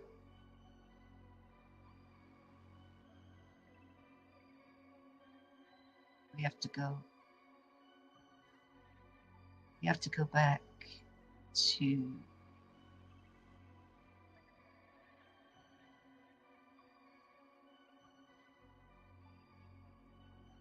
I did have it. Hold on.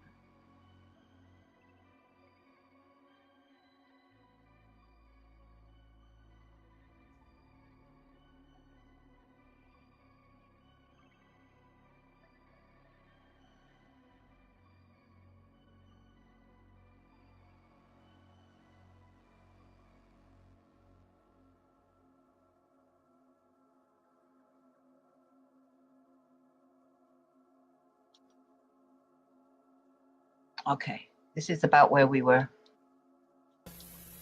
This is about where we were when they had a sidebar. We are still Okay, on so, verdict watch. members of the jury, I've instructed you numerous times throughout this trial that what the attorneys say is not evidence, and you are not to consider it as such. It is just their opinions as far as what the evidence is and what the evidence means. Ultimately, what the evidence means is solely up to you. Okay? All right, go ahead. As I was saying, On the weekend, Charles Jones was killed. Alicia Andrews was on a weekend trip. Is there a way to amplify the sound, Mr. McClement?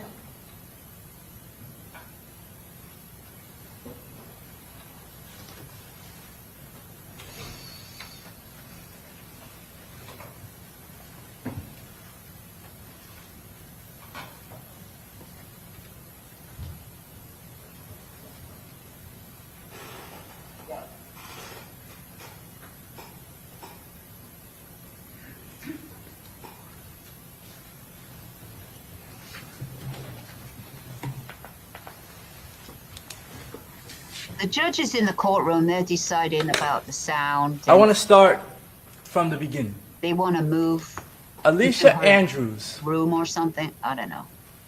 was asked by her boyfriend to inquire about an Airbnb.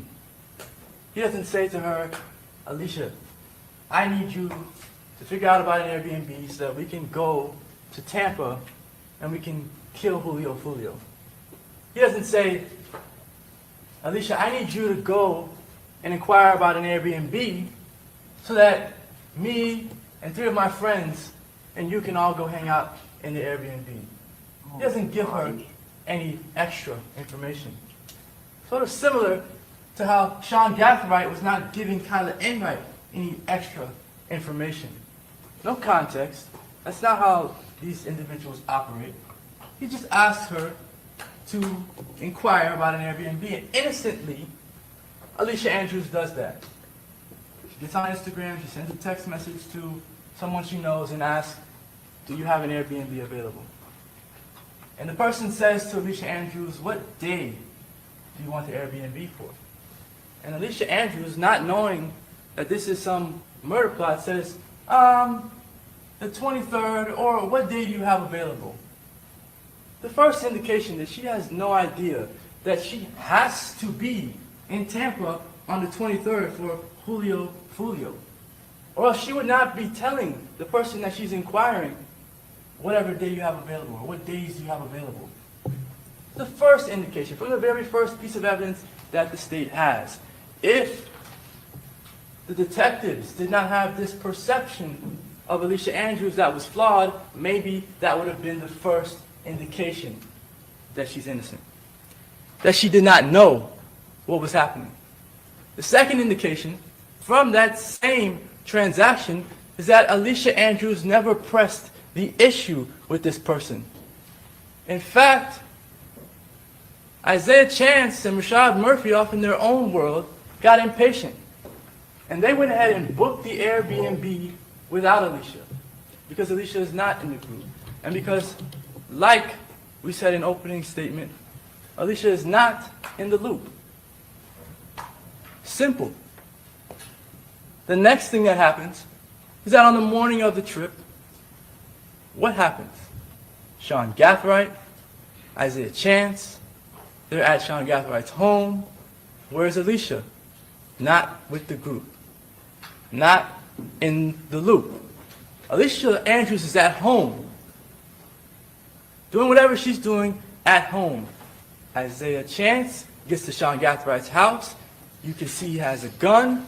You can see he gets out of the car with the gun. He puts it in his waistband. He goes inside the house. He and Sean Gathright begin to pack the bags, moving bags from car to inside the house, or from car to car.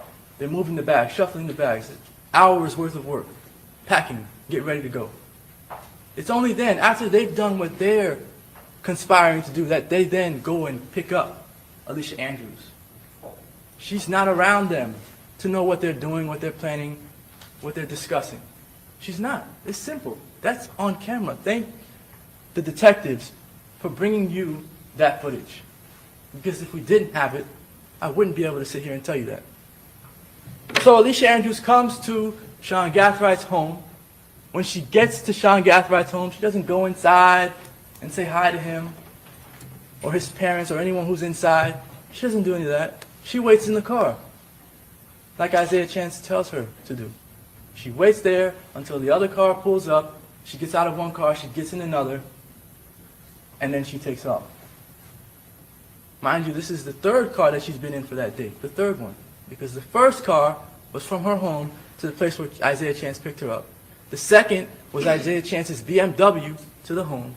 And the third is this Impala that she's not familiar with to get down to Tampa. She gets to Tampa with her boyfriend and with Sean Gathright. And at that time, as the evidence is clear, there is no Rashad Murphy, there is no Davion Murphy at the Airbnb. At the Airbnb. So she goes inside of the Airbnb, and we'll reverse a little bit about that whole front door, back door issue. But she goes inside, and Davion Murphy and Rashad Murphy are not there yet. They're just not. And when she's asked about whether they're there when she gets there, and she says no, it's the truth, by their own data. She goes upstairs, and she's in the room. And at some point in time, these 4 men, they leave her at the Airbnb and they go on their own mission, leaving her out of this group, out of the loop. So they leave her at the Airbnb and she's not being texted to find out where Julio is. They're not asking her to DM Julio. There's no efforts by Alicia Andrews to reach out to anyone to figure out where Julio is, where his crew is at, where he might be partying, nothing like that. Alicia Andrews is back at the Airbnb looking for food after she was abandoned by her boyfriend. Looking for Pizza Hut, which she can barely afford, and then ultimately has to settle for McDonald's.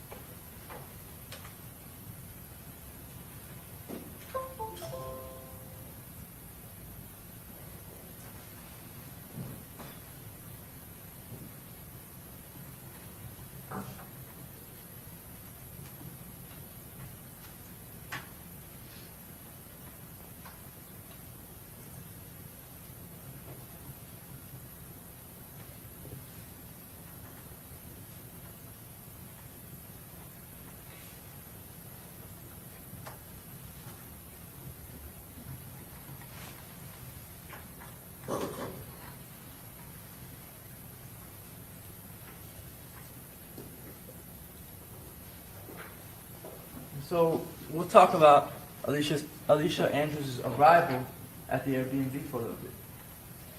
In order to get in, you have to put in a code, and that code gets tracked on the camera. I spoke to you.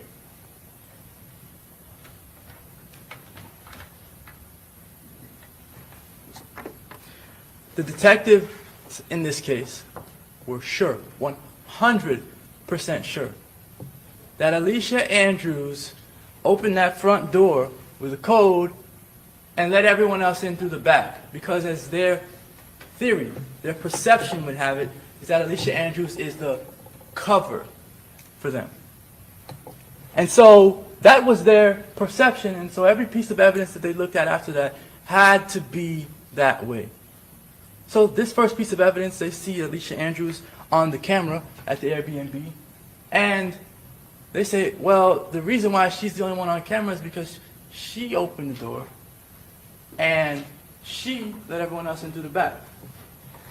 And what kind of sense would it make if everyone is involved, everyone's conspiring together? What kind of sense would it make for Alicia Andrews to know that there's a camera at the front door and for her to sacrifice herself for a group of men that she's never even met before? To go to the front door of the Airbnb, stare the camera in the face, and put her identity out there. What kind of sense would that make? It would not make any sense. Alicia Andrews is not even concerned with the camera. You can see that from the video. You can see it. She doesn't look at the camera. She's not staring it down. She's not worried about it.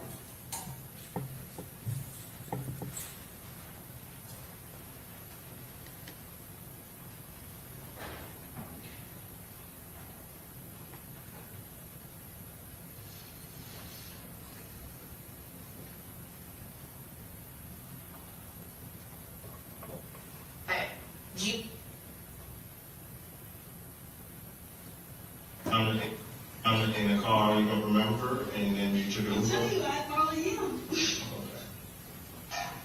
And in order to get in, you have to put in a code, and that code gets tracked on the app. I spoke to the owner of the Airbnb. Nobody else went in. How did they get in? Did you let them in another door? Is it possible you could have opened the back door? What did Detective Ramos say? He said he spoke to the owner of the Airbnb. And so he's confident that he knows what he's talking about because he spoke to the owner. We spoke to the owner as well in court, in trial. And after he actually spoke to the owner, after he actually got the log in this case, the log, after he actually received it, a month or two prior to trial, he can't remember the date, he then realized that he was wrong. But that's not the only thing that Detective Ramos has been wrong about. It's not the only thing that the state has been wrong about in this case. But with the information that he did not have, with the video that he did have, he arrested Alicia Andrews on bad information.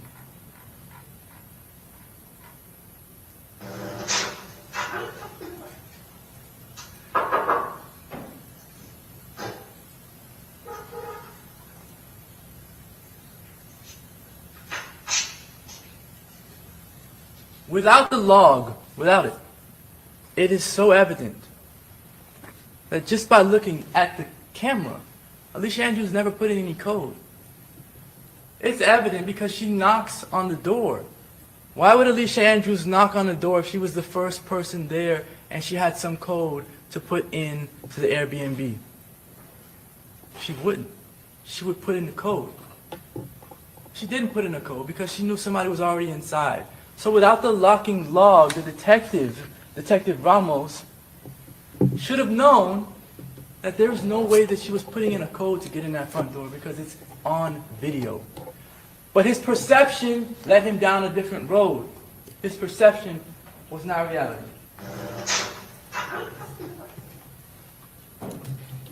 The door, as you can see, hinge opened.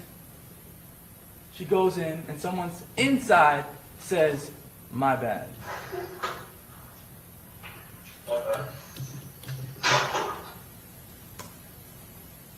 But it wasn't until a month before trial that Detective Ramos realized he messed up.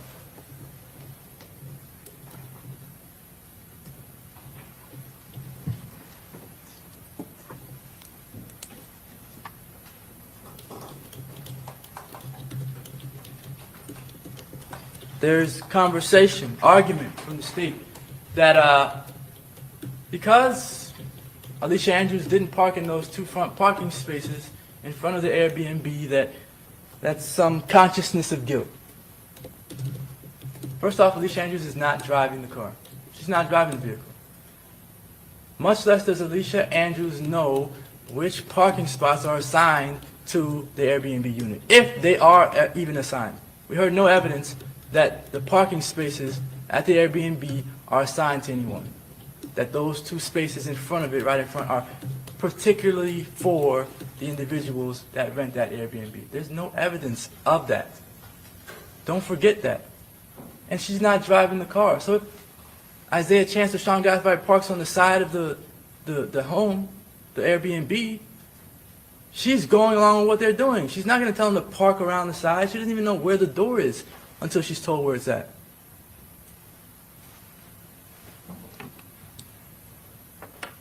So, speed up. They leave the Airbnb. When I say they, I mean the four men. They leave the Airbnb, leave Alicia inside. When they don't see any sign or trace of Julio Foolio at Teasers, what do? Here comes Sean Gathright. Sean Gathright says, "I am going to text Kyla Enright, my girlfriend, and I'm going to see if she can get me the location for Julio Foolio." This is part 2 of their plan, or plan B. It's clear, because if Kyla Enright was a part of their plan the entire time, she would have been on point before they got there. It's clear that he's pivoting.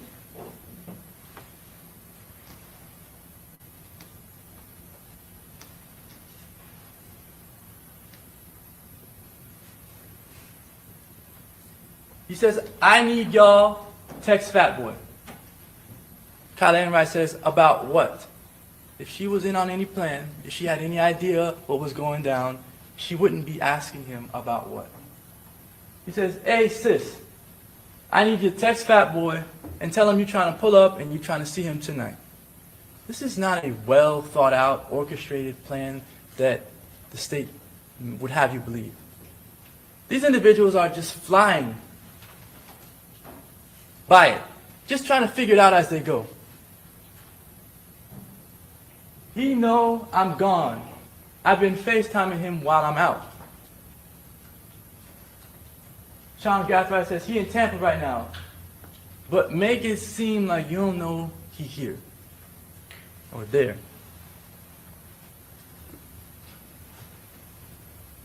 He at a B&B with 6. Be like, where you at? I want to pull up. I'm drunk. Then he says, never mind, at 12:39, for whatever reason. He's texting her these things. And then she writes back to him and says, we at Tier the Club? You want to come to the B&B with us? ? She thinks he might be where she's at, in a different city. She has no idea what Sean Gathright is texting her for or really about. But she's responding to him, innocently responding to him. He's trying to use her to commit a murder, and she has no idea. These individuals are very good at concealing their intent, at concealing what they're trying to do, and they're good at doing it to the people that they're closest to. Sean Gathright, his mother, and his grandmother have zero clue about what Sean Gathright does in his spare time. Zero.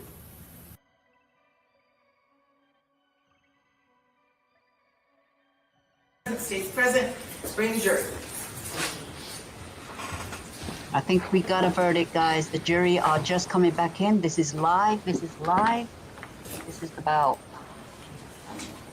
17 minutes past 10 o'clock Eastern Time.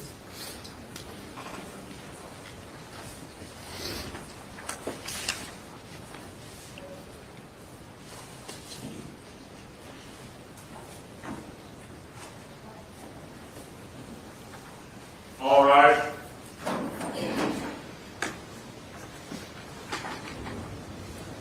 Like I said, this is live, happening now, late, Florida time.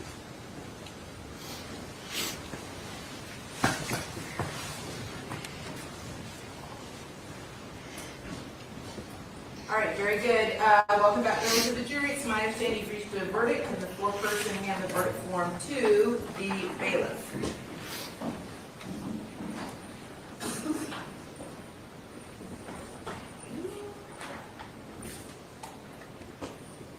Okay, very good. Madam Clerk, please publish the verdict.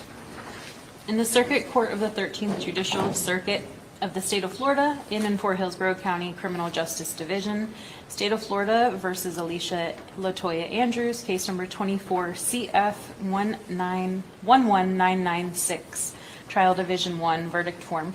We, the jury, find as follows as to count 1, the defendant is guilty of manslaughter, a lesser included offense. We, the jury, find as follows as to count 2, the defendant is not guilty. So say we all, dated this 31st day of October 2025, signed foreperson of the jury. All right, thank you very much. Have a seat. Satisfied with me to poll the jury? Yes, sir. Okay, so ladies and gentlemen, I'm going to ask you, each of you, this is your true and correct verdict. I'm going to call you by your initials and your jury number. And I just need you to respond yes or no, okay? All right, juror number 5, initials DC. Is this your true and correct verdict? Yes. Juror number 13, initials LM. Is this your true and correct verdict?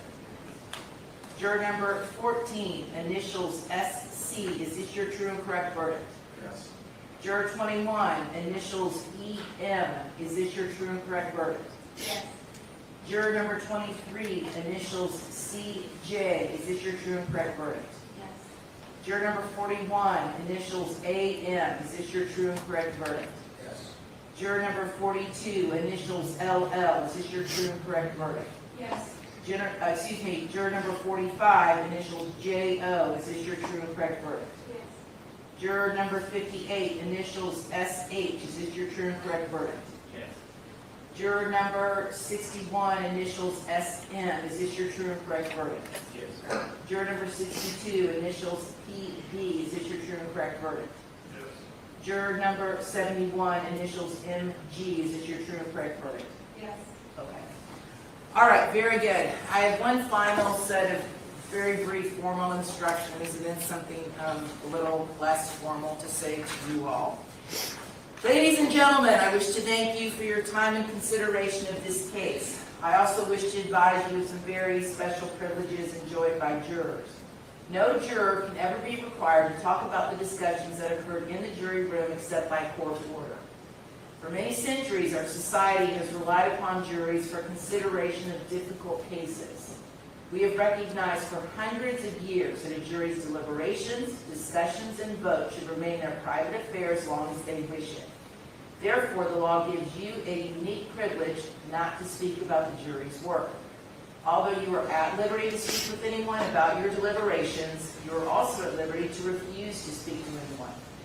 A request to discuss either your verdict or your deliberations may come from those who are simply curious, from the media, from the attorneys, or elsewhere. It will be up to you to decide whether to preserve your privacy as a juror. On behalf of everyone, we are indebted to you. We are so grateful that you all agreed to serve as jurors. I would never tell anyone we have a perfect legal system. We do not have a perfect criminal justice system. But in my humble opinion, we have the best in the history of the world because, as you can see, we have citizens like yourselves. You come from all different backgrounds, experiences, and you come together and you decide these very difficult cases. We've asked a lot of you over the past 2 weeks. You all have never complained. You've worked diligently. And on just behalf of everyone involved, you all should really go home tonight and feel good about yourselves as citizens and the important public service that you provided on behalf of everybody. The good news is your jury service is now done. So you all are free to go. You're free to talk to anybody you want to about the case. You're free to not speak about this case at all again to anybody. And that will be left up completely to you. All right? Safe travels wherever you're headed. Thank you so much. All right.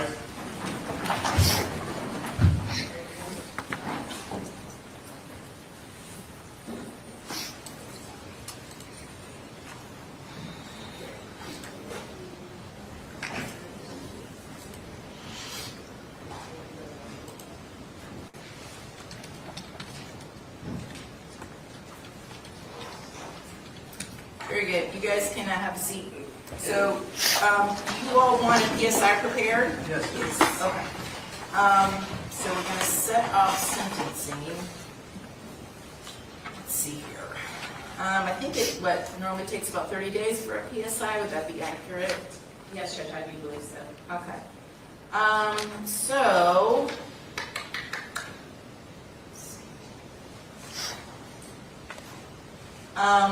I could do it a couple days before Thanksgiving. I don't know if you guys want to or are available. The next week I'm scheduled to be in a murder trial, but I could specially set this that Monday morning, December 1st. December 8th, I can make it work. So, Mr. McClymont, you tell me what works best for you. I'll start with you.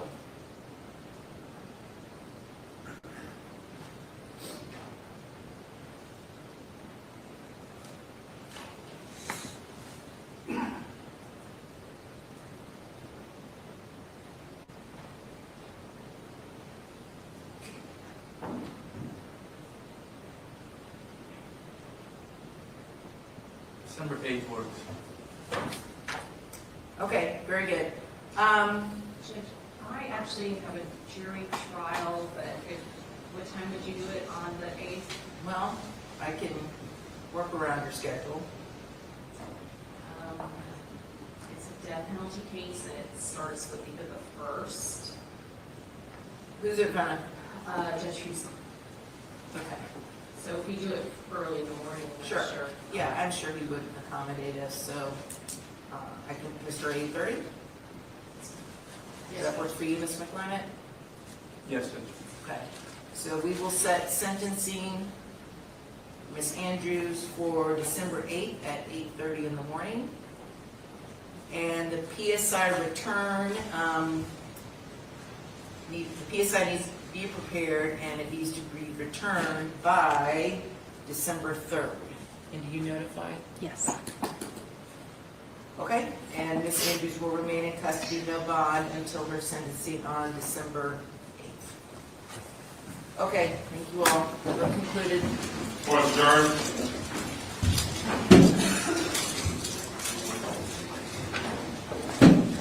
Does the jury instructions have the statute for manslaughter? Do you know? Um, Second. Yeah.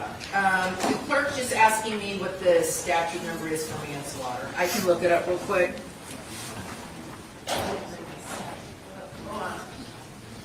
Is it a second degree felony?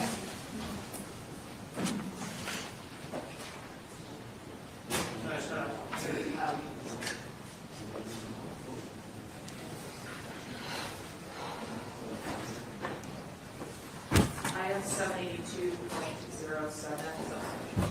And is that a second degree? Yes, Your Honor. Yep. Perfect. You're Thank right. you so much. All right, thank you. Okay.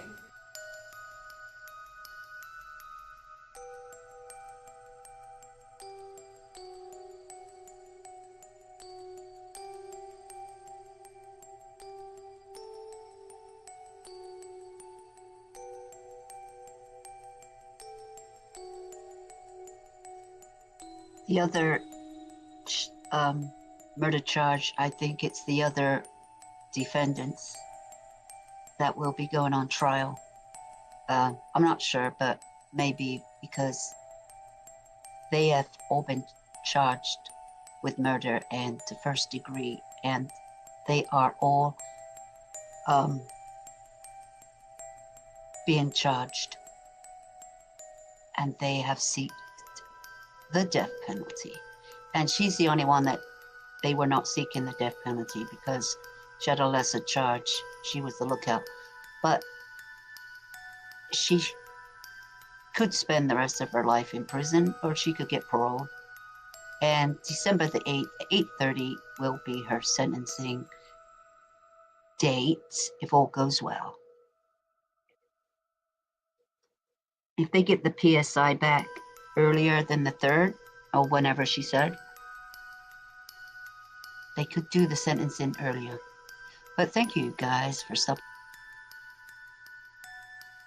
by, and happy Halloween.